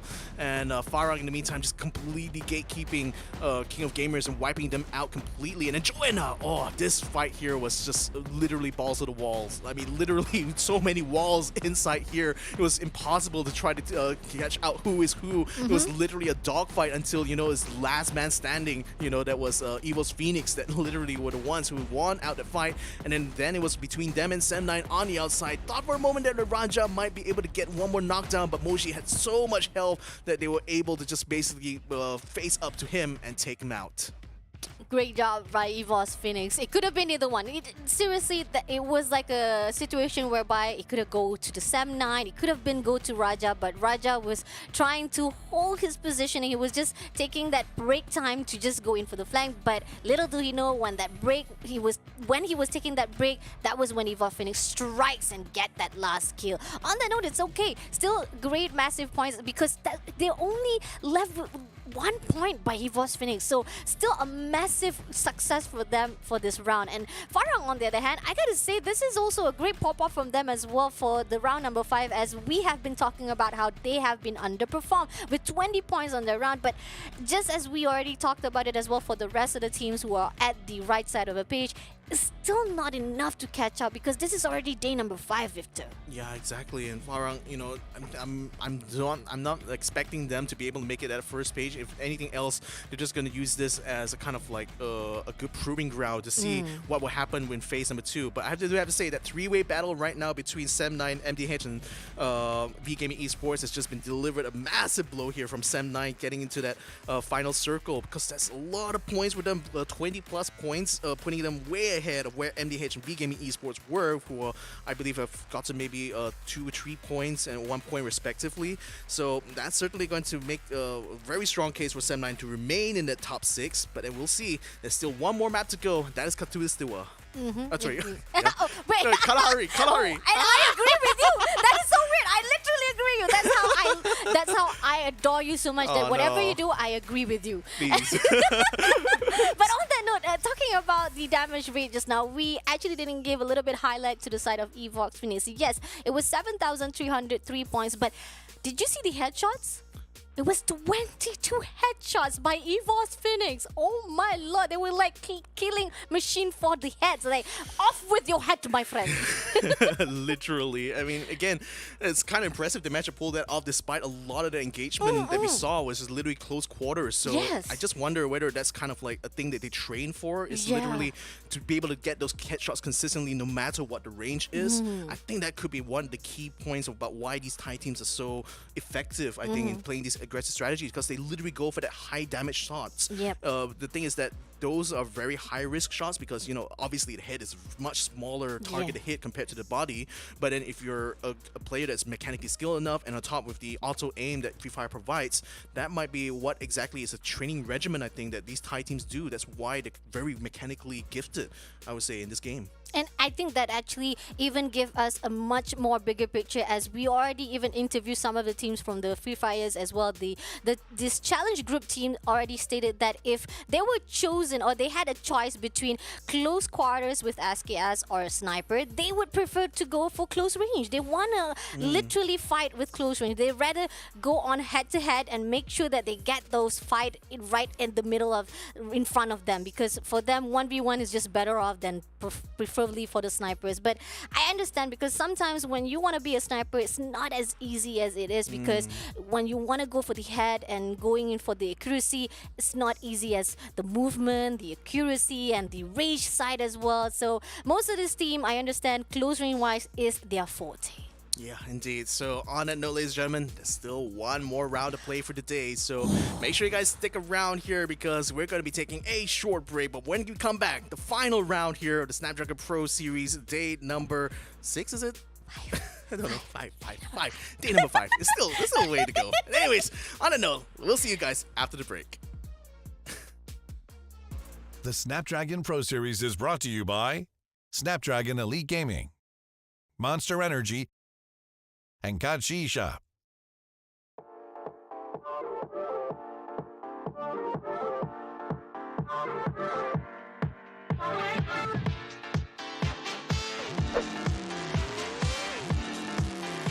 close quarter with SKS lah. Close quarter with SKS. Itu sniper dan Esports. Close quarter with SKS พัดกันยิงแบบไกลๆใช้สไนเปอร์ครับดาเมจแรงดี chiến đấu tập gần với SKS. Kill by teammate. Kill by teammate. Kill by teammate. โดนบอทฆ่าดีกว่า โดนบอทครับ sama satu tim Bị giết bởi đồng đội. 5.000 diamond 5,000 เพชรดีครับ ดีกว่าครับ 5,000 diamonds 5 legenda skin, soalnya lebih mahal pastinya. Lose Buya to a knife Dibunuh 20 kali dengan peluru. โดนมีดแทงครับผม Terus boya to a knife. โดนมีดดีกว่าครับพี่ drop in rank. Rank nurun sih. rank drop Lose tank game final.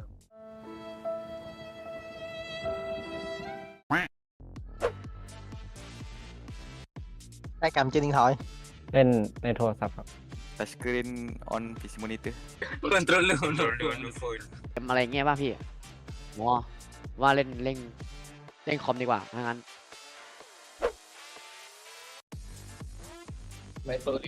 Support key.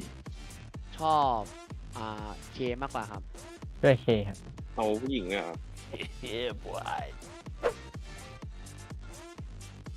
1 versus 3 enemy with max item. 1v3 enemy with main item. 3-1 ดีกว่าครับ 1-1 มันง่ายไปครับ When we wet we grenade. When we grenade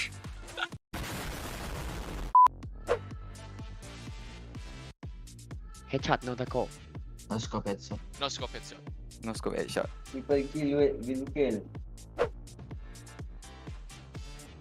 20 kills no bull. 20 kills no Buya เอา 20 คิวดีกว่าครับใช่ครับ ถ้า0คิวมันน้อยมันเหมือนไม่ได้ทำอะไรครับ Cái này đối với Heavy chuyện nhỏ không boya, không kill mà có boya.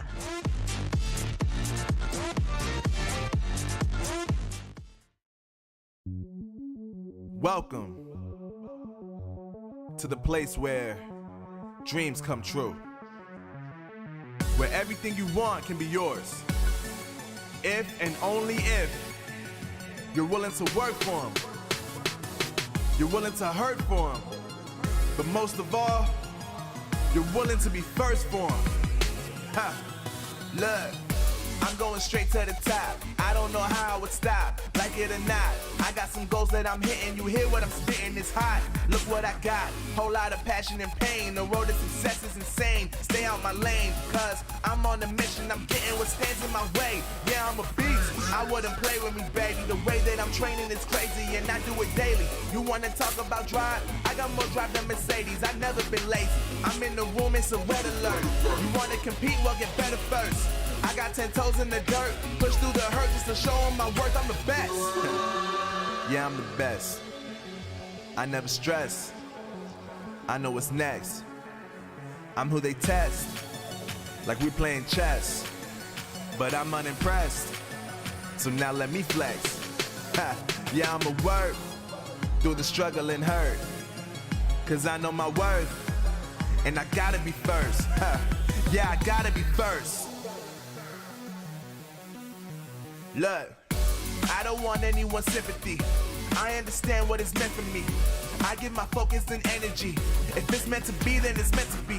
But mentally, I'm undefeated. They hear that and say I'm conceited. Like there's no reason. Like I don't beat them and come back again just to teach them that when you work under pressure, you reach higher measures. They'll try and bring you down, but you cannot let them and only get better and focus on cheddar. Eye on the prize and you'll become a legend. Like, when I'm in the room, it's a red alert. You wanna compete? Well, get better first. I got 10 toes in the dirt. Push through the hurt just to show them my worth. I'm the best. Yeah, I'm the best. I never stress. I know what's next. I'm who they test. Like we playing chess. But I'm unimpressed.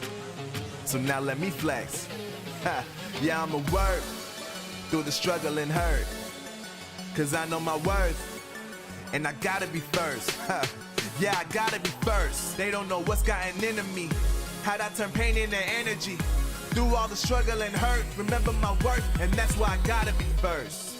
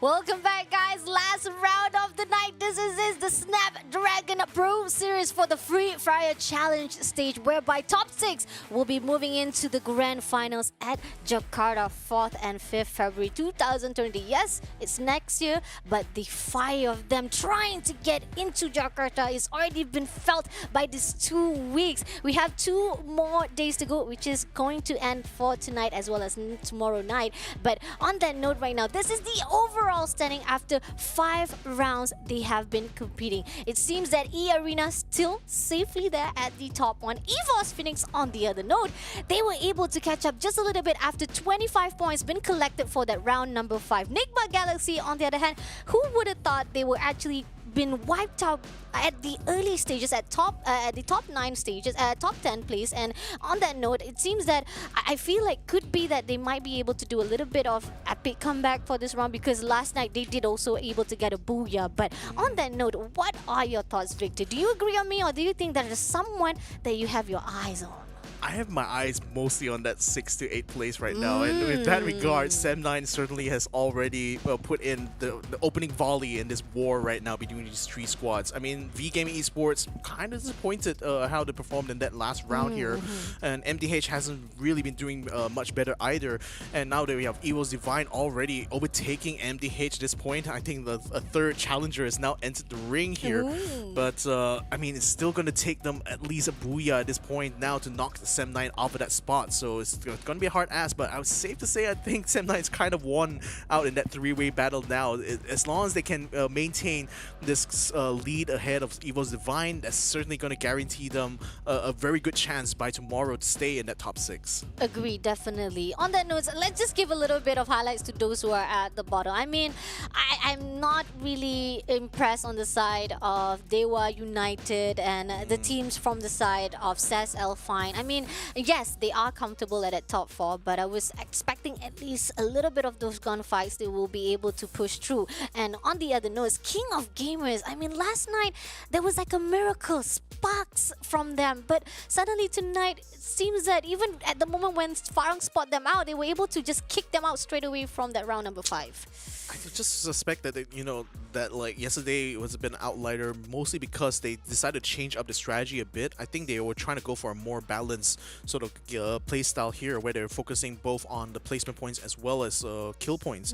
But I think what kind of changed yesterday was that they decided, okay, let's just go more for the kill points right now, so that we can get like not only start to climb a little bit more, but I think it's also important for their own self-confidence as players right now. Especially up against these very, very tough teams, it can sometimes feel a little bit hopeless, and getting those good rounds there helps them a little bit. But right now we're seeing that like back to the kind of like their old sort of like selves again, so a bit disheartening, to be honest. But nevertheless, there's still one more chance for them to kind of prove us wrong. Yes, one more chance. This is the last round of the night for the team of Group A and C at the Kalahari. We got the SAS ALFAINK meeting off with the team of Attack all around. Unfortunately, we can see the high grounds will be collected by Gide. Spotted out one of the players. Can he get it done? Jojo, that's the first blood first. On the other hand, Jojo coming in for the rush already. Spotted out one of the players, but no! He was taken down. He didn't spot out that last one player from the right side. Yeah, but Axis is already hurting very, very bad here. Neptune and Shahid, the last 2. Neptune taking a lot of hits now as he tries to escape through the cliff side here. He's going to be the one to peel out this battle here, while his teammate tries to hold his ground here and see whether or not he can get an extra point against SAS ALFAINK. But pretty safe to say they already have control over the sub right now, so it's going to be quite hard for Shahid to be able to do much. And in the meantime, getting eliminated by the MP40 of Jezabu. Ay, that's not going to bode well for the chances tomorrow. Oh my god, but on the note, Gide already know there's one player right there, Shahid. Alright, they're gonna close him. Definitely the way to go here is that you corner him out, because there's one player right there, you can already spot it out. That Bara is gonna flank from the left side. There's 2 players already. On the other hand, Shahid is not moving at all, but Gide coming in, there you are, gonna corner out, sandwich him out, and making sure that it's gonna be a great spot for him. But unfortunately, Shahid on the other hand, I'm not sure what he's trying to do, because it's not gonna be so good if he keeps on holding on this same position. There was at least a window there where he can pull out his battle, but that looked like SAS ALFAINK just walked walks by him. Oh no, I thought he was gonna pass him by. Now Shiny's gonna try to lock him. Actually locked him in with that glue wall. So that was his downfall right there. Oh my god. I mean, he thought that the glue wall was gonna hide him out, but unfortunately, you already been spotted out, my friend. And that was a great positioning. I mean, how SAS ALFAINK sees it through, two players from the left side to the right side. No matter what you do, is the outcome is still gonna be the same for Shahid, because once you're already cornering yourself there inside that tent, the only thing that ALFAINK was gonna do is just gonna snipe you out, or just gonna, you know, snip a little bit and then snipe you up straight away. On the note right here, we have the team of EVOS Divine, our brother team, where they were trying to fight with their other brother team, which is EVOS Phoenix, was unsuccessful. Yes, they did manage to actually get Farang wiped out inside that room, inside that house, but unfortunately they didn't actually realize, or maybe they forgot, that there was another team inside the building as well, which is their own brother. Now it seems that they are being sniped, a little bit backstabbed, and I'm not sure which team was that, but right behind them, or right in front of them, is First Raider already inside their territory, and they need to know that they're actually coming into someone's home. Yeah, it's going to be a fight for the revive point pretty much, as EVOS now collides together with First Raiders. Can't quite find the gang angle though, so they're going to have to scramble on the ground here. Beyond getting the first knockdown there. Can they find another one here? Because FR is still a little bit scrambling, trying to find a way to hold themselves in this fight. Fortunately, they'll lose two now. EVOS now just going ahead and trying to wipe them off of this area here. Trying to find one more member just around the outside. Wasoza tries to use a grapple gun to get away from this fight. Tries to get to the buy point. Holds him out with a glue wall. Can't quite hold him out long enough because the trolls came in, blowing up those glue walls and exposing him to danger. For First Raiders, shut down by the one and only, unfortunately. And Kings of Gamers, now here's the team that we were talking about was not doing so well. And you already stated that last night it could be a little bit of trial from them. They will keep on playing play safe. They were always going in for placement, just going in for the safe play. But when last night coming in with Daniel and me, I was like thinking, were they actually switching their placement? They were actually trying to go in for the engagement, and I do agree. Maybe they were just trying out another different style to go in, but now they're back to the same pattern, and it's not doing so good back for the team of King of Gamers. Aces Esports. On that note, we see Neptune, when they were fighting with SAS ALFAINK, now left with one more player. He's the only sole survivor to make sure that maybe their team will be able to come back. Hopefully, who knows? Yeah, I mean, it's going to be a long walk for him, though. I don't see any revive points nor buy points close to him at that point. He's trying to head towards one right now, but still going to be a long way before he gets anywhere close to it. No, actually, he's going for the long way around, just circling around that safe zone here. So, in the meantime, Divine having full control of the foundation will have full reign to go ahead and loot that area, while King of Gamers still having control over Mammoth here, trying to find as many loot as they can. But it looks like, again, a standard Kalahari game is always going to be slow-paced in the opening here, outside of the hot drops. But now that the teams are already evenly spread out, it's going to be more about thinking about the long game, thinking about what exactly the setup they want to try to do for the next few circles. Agree, definitely, because every single choices that you made is very critical. It comes with a lot of consequences. Sometimes if you want to go in for the repositioning, you don't realize that you're stepping into another zone or another territory of the enemy. And on that note, it seems that every single team is already comfortable at their own positioning. We got one EVOS Phoenix right on the center of the map. We got Farang also at the center, close range, as well as at the own same parameter. Sam9 on the other hand, we have one player, Zen OP. Again, I think that he is going to be a little bit scouting to the area side of EVOS Divine, but I'm not sure if that's a good idea. It could be like they're just trying to figure out if they might be able to topple off with the team of EVOS. But on that note right here, we have Moshi spotted out Farang, takes one, the glue wall comes in, and unfortunately both of them is gonna corner out. But the glue wall breaks, and Moshi unfortunately will be taken out by Farang. Yeah, this is just a DPS issue right there. He didn't quite have the necessary amount of damage there to take down Spade, but kind of funny that he locked him out with a glue wall. If he actually was able to play that outright, that might have actually been a win for him. But nevertheless, though, it's going to be back to the lobby for him, as we now are aboard with Farang here, taking control over the refinery area. They've already gotten 7 eliminations so far, so I would say they're actually having good momentum. Agreed, definitely. And knowing that EVOS Phoenix was been pushed down below, definitely is going to give a great momentum for them. VGM, on the other hand, we got V Gaming Esports. They're not so good at the moment right now. They have been struggling. Last night was performing wise, but on this note, last round, can they make it happen? Can they turn around and make an epic comeback for their teams? Moving on to the safe zone, it seems that the only team that is actually very safe on their own is actually EVOS Phoenix, FARANG, as well as we have King of Gamers, who might be able to gatekeep Sam9 if they want to go into the zone. Sam9, on the other note, they were the one who was actually going into King Gamers area. They were actually trying to, scout the area, but didn't find anyone, and then they go back to their own positioning. Coming back to the area of the safe zone right now, it seems that we have NIGMA Galaxy. EVOS been able to take down one of the players. What happened there? I think EVOS has a lot of snipers on their end because they were also shooting at another squad earlier on. So I think like EVOS Divine at this point now, EVOS Phoenix at this point is really want to solidify, the chances for them to get that booyah. So they're just slowly but surely eliminating any team that kind of like crosses their path, even if it's just like far away. And now they're already sending themselves up to the eastern side of where Refinery is. So they're already having their eyes very much set on the center of the map. They know that the chances are this next circle is going to land there somewhere. So if they can somehow make their way closer to that Refinery, perhaps you may be able to catch someone out. Yep, definitely. But Miros is quite nearby to the side of NIGMA Galaxy. Can he actually sniff a little bit of the area side now? We got Abba. Abba's coming in right now. Okay, look at that. He shots one. He shots two, and he gets it done. Nicely done. A great quick scope coming in. On the other note, there's one more player to go. Can they spot it out? He spotted out. But on that note, he needs to defend. He needs to back it out. He gets the advantage for his teammate. Can he get it done? He's going in for the close range, but the glue wall is actually defending him wide. But he goes for the right. But no! Dude shuts down straight away. And that's what you do when you want to do for revenge, my friend. Yeah, I mean, good thing for NGX, they still have 2 members on the outside there, but this was an opportunity for them to maybe get an extra elimination point. It's just kind of slipping by their fingers. Divine, in the meantime, already trying to make their way towards that rock just to the west of Refinery, as Bara locked in the fight right now with Heavy as they stormed into the building here. Bara only having a glue wall for defense. He does have an out though, but unfortunately Tom XD comes out from the other side. They're forcing them to use the time turner here. More glue walls being brought out. Heavy trying to set up a big defense here as Bara tries to wrap around, does get the knockdown to Tom XD, should be able to eliminate him. While Gide in the inside takes down Mill now. That's 2 members of Heavy already out for the count.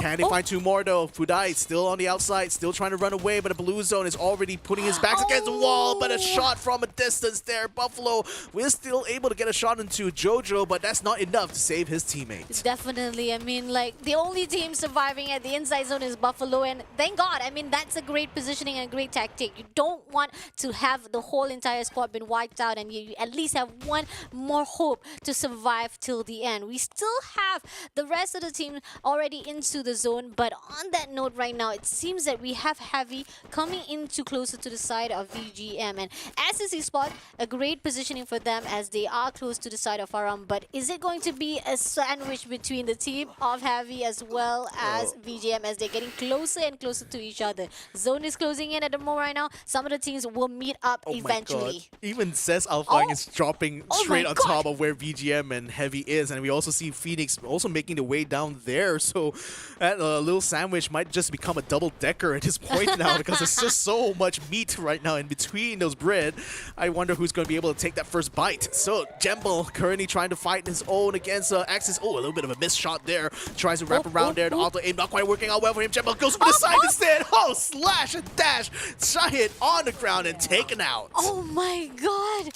Oh, that was amazing from Jabal. That switch was just amazing, and the slash was just phenomenal. On that note, here on out, that was our, this is what we were talking about. VGM spotted out the Heavy and already taken out a few of the players. Now left with one more player to go. Is that? I think they haven't spotted out Heavy just yet. They're still inside the area. The submarine is hiding inside that. I think EVOS Phoenix is already controlling the second floor as well, and says ALFAINK is around the area as well. So this is going to be a 3-way fight between these 3 teams, because if they spotted out Heavy first, and there's a shoot coming on from EVOS Phoenix as well, and I think that is coming from the one and only VGM as well. So, like you said, double-decker all the way, my friend. Yeah, but the problem is on top of the bus right now, rather the sub is not quite the best place to start a fight though, because you're exposed from all sides. Nevertheless, the says ALFAINK is still going to try to push them off of it anyway. It seems like EVOS Phoenix decides that against trying to fight them on top here, conceding the ground. Now Bara is going to try to jump down, use his grapple gun as well to get close by. Gets knocked down instead though. Good shot there by Moshi to take him down completely. Heavy in the meantime does get the kill onto Jojo, so it's still very much a ground fight here for both of those squads. While Ray gets a kill onto Bill now. Heavy taken out in 10th place. Nicely done. A little bit of the back and forth, as well as some of the teams had to be trade-off in that favor as well. But nevertheless, a great job by ALFAINK to taking down Heavy. On that note, right now, it seems that Sam9 spotted out the assist, isn't it? It was NCT Spot who was scout out straight away and shuts down by the one and only Sam9. But on that note, Farang spotted out Sam9, and ZenOP, you are out and wide and open. Yeah, very much with the cliff against his back right now. He's in a very tight spot. He's going to wait for his teammates to try to take down Gemball. They do get the knockdown of the Gemball, take him out completely. So that's going to be out of the way. Oh, actually, the Sam13 who third party that little kill there. So that actually opened up the door now for him to get out of the way. Now Sam13 continues to try to strike against Sam9 there, taking down one of the glue walls. Moshi in the meantime gets caught out on the side of the cliff there. Joanna is on the ground there together with VGM, trying to find a kill onto Boite, but Boite is hiding very well inside the tent with the glue walls keeping them from being able to access inside. Well, Ray on the top side is bringing shots down into Joanna, forcing him to try to run around rapidly. Boite finally has been knocked down by already. Glue wall is going to keep him locked in there so they can confirm the kill, but it's not quite out of the woods yet here for already, because he's still very much stuck within the zone here. The rest of VGM already surrounding him, trying to find a way to break through the wall. Now the wall's starting to break here. Bond coming in front with the shotgun, trying to get a kill, does get the kill done. And in the meantime, Sam9 gets himself wiped out completely. On the other side, Bond now still trying to fight here inside the time turner. Blue wall still coming up, preventing him from being able to access it close. That gives him a little bit of breathing space right now to get some health back into the pool, but they still need to try to figure out how to deal with this last member of EVOS Phoenix. Jamal's still kind of running around here. Still, Joanna's able to just jump away there and gets herself out of trouble, but out of the frying pan, into the fire though. King of Gamers is still around where Joanna actually stands out. Taking a lot of damage there. Glue wall coming out just in time. Jonah having to fight for his life, but his life is no longer in his hands. No! It was a freaking chaos again! No! It's a freaking chaos! This is the night of chaos, my Victor. My friend, I thought it was going to be King Gamers who shuts down EVOS Phoenix, but unfortunately it was going to be VGM who says, I'm going to get that one kill. We were the one who's shooting to the side of EVOS Phoenix. You're not going to get away, my friend. Now, see, you know, a kill is still a kill. Whether or not you steal it or you earn it, it's still a single unlimited point. So, you know, just take whatever you can. Agreed. Yeah. On that note right now, EVOS Defiance on the other hand right now trying to get into the zone. On the left side, we got NIGMA Galaxy. Caramel is just hiding slowly. Now, I'm so disheartened a little bit from NIGMA Galaxy, as they have been performing so well the past few days, especially for tonight. They even get a great damage, but on this last round, it could be that momentum is getting slow. But King of Gamers were trying to get into the zone. Was taken down. Now Oscar left all alone as a solo. He's trying to survive, but no!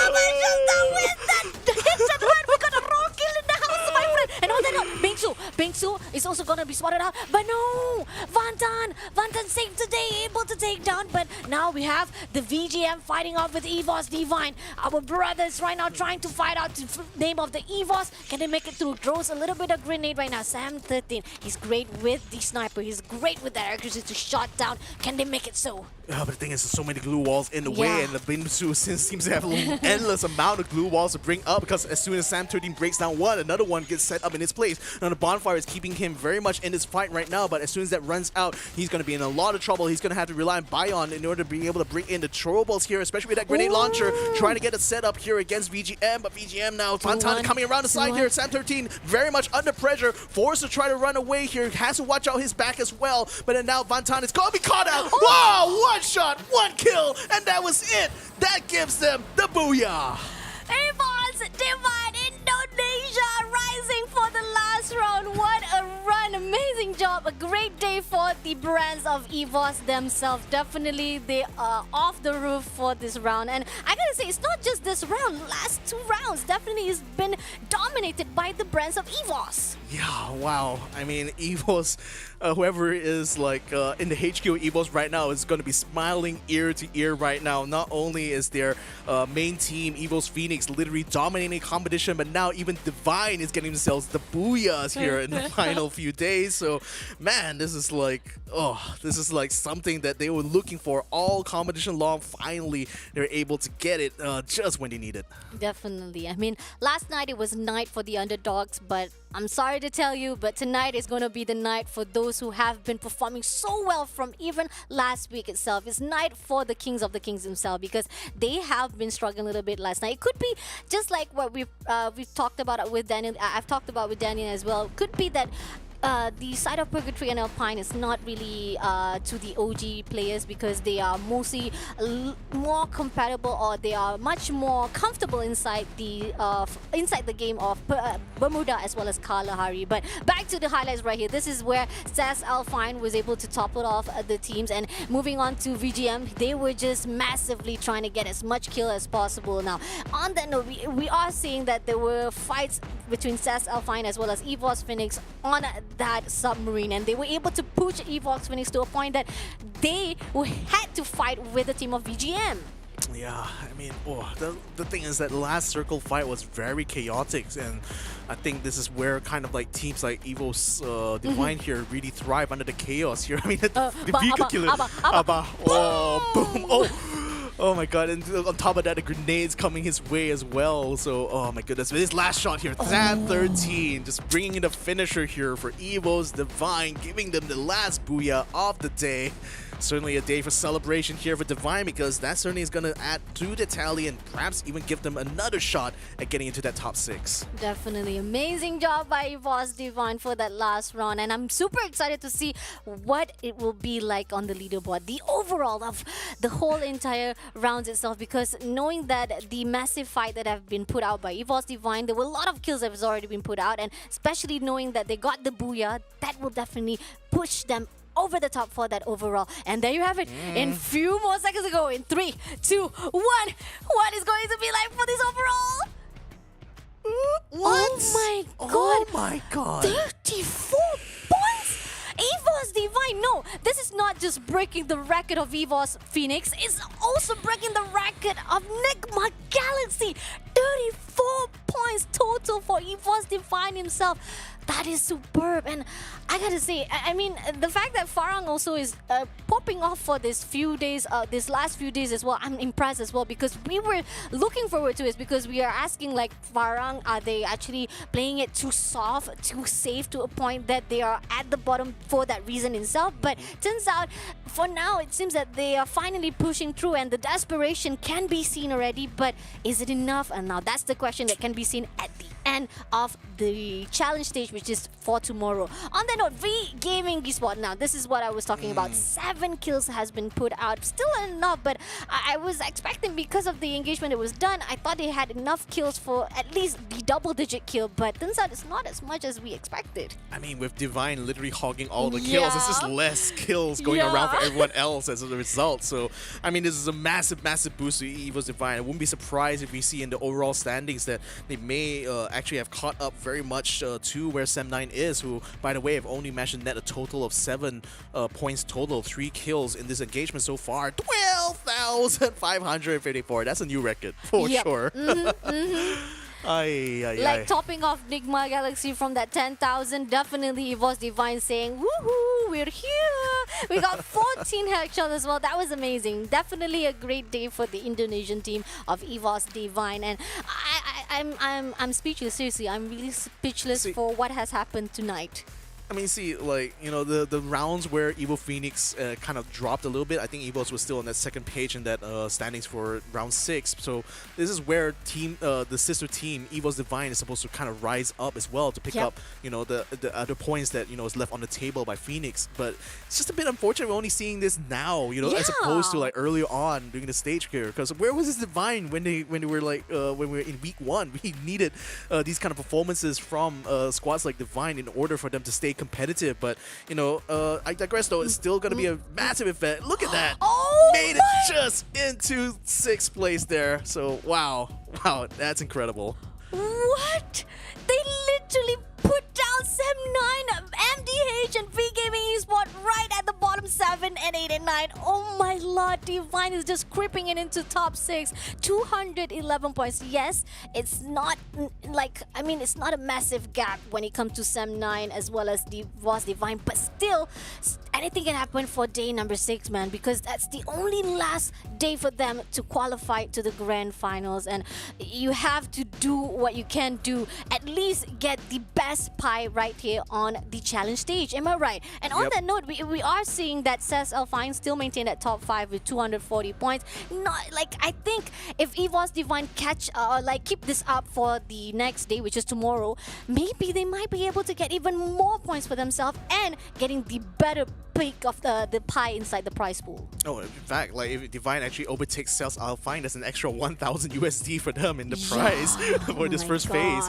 And I also like to give a shout out as well to V Gaming Esports, because they're the only maintaining themselves at that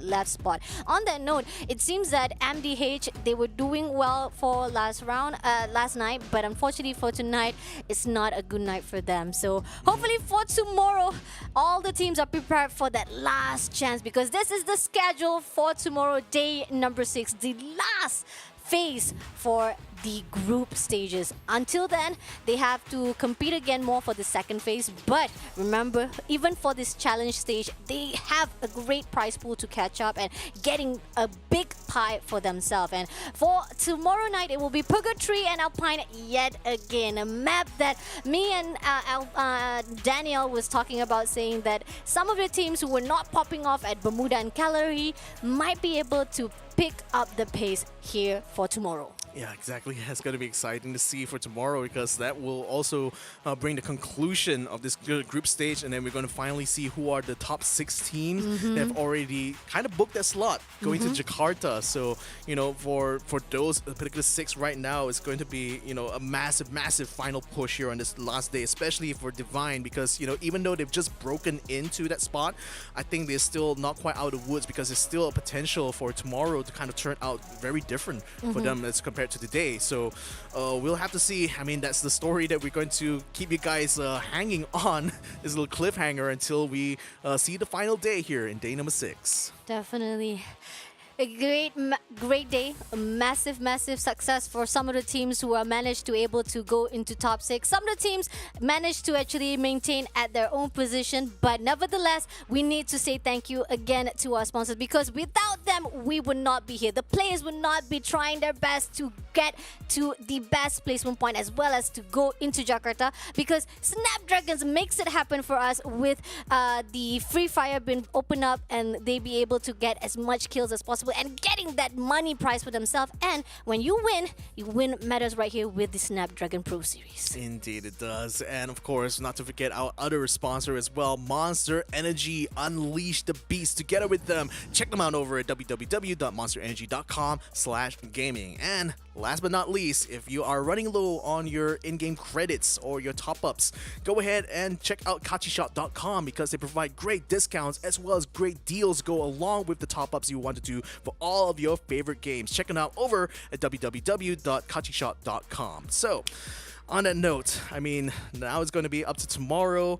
We have plenty of teams now to keep an eye out for, but then by the end of this weekend here, we will definitely know who are the top 6, don't we? Yep. Tomorrow night, you will see me again casting for the last run for this group stage of A, B, and C. But who will be actually joining me? It will be a Bento Gaming. I'm gonna miss this big Bento jersey. I mean, like, I'm already honored to be right here with Daniel Lee as last night, and right now with Victor. They have been carrying the Free Fire, hyping out the game. But the one thing that you guys should know that should be hyped out as well is that the last grand final stage will be at Jakarta. Selamat datang to Jakarta. It will be held on the 4th and 5th of February 2020. Yes, still long way to go, but the hype can be felt already right here on the challenge stage. Is it right, Victor? I mean, you know what's the one thing I miss a lot about Jakarta? Gojek. Oh! Literally, like ojek is basically the Indonesian word for motorcycle. They literally have their own version of Uber called Gojek that literally allows you to ride on a motorcycle. It's such a convenient way, to sightsee around Jakarta. I highly recommend it, especially for those of you at home who are thinking about making a trip to Jakarta, because you can certainly see the sights and sounds of that city. It's certainly a sight to behold. But I think we are finally at an end for today, aren't we? Yep, definitely. It was a great success for everyone, and hopefully they will have a great success as well for tomorrow night, as it will be the last stage for the challenge of Snapdragon Pro Series Free Fire. We'll see you guys again tomorrow. On that note, thank you again for those who have been watching from the beginning of the game until the end. Have a great weekend, guys. See you guys again next time. I'm Fasha Bani, and this is Victor Cax, signing out. Over and out. See you guys next time.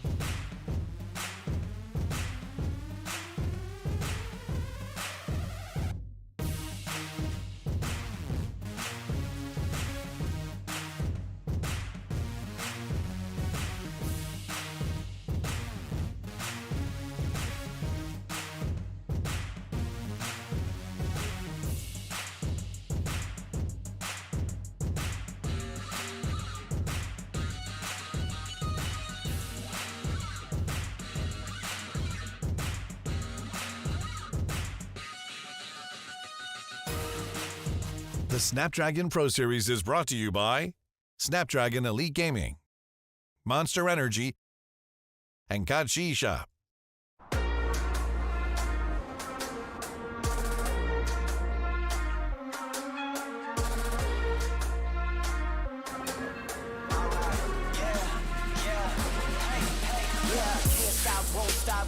Till a player on top, know it. Rooftop, penthouse suite. If you really want it, gotta own it. Fight through it, we was at the lowest. Blood, sweat, tears, the components. Riding all year, now's the moment. We are not friends, we are opponents. Yeah, I'm coming for mine. Yeah, I'm making a play, the game on the line. Yeah, I've been on the grind. Yeah, I jump in the spot, I made it my time. Yeah, look in the sky. Yeah, the stars align, no shade to shine. Can't stop it already. Emotional work and devotion, we put in this time. Look,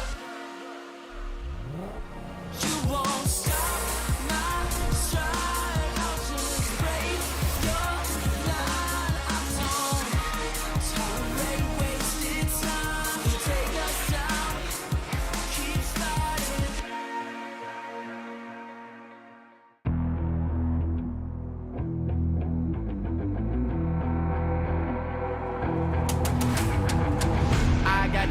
I'm on the mission, snap any minute, casually winning. Stop tripping on me, stop dissing on me. Yeah, I got a dream, can't take it from me. My fire's burning, I'm always learning. Tell me where to go, man, I'm on a journey. Yeah, I can't explain it, I get excited. Keep it 300, King Leonidas. Strap in, cause it's gonna be a long ride. Working on me every single day and night. There comes a time when your worlds will collide. If it's holding you back, push it right to the side. Ain't got no time for no fear. I work too hard to get here. Ain't got no time for no fear. I work too hard to get here.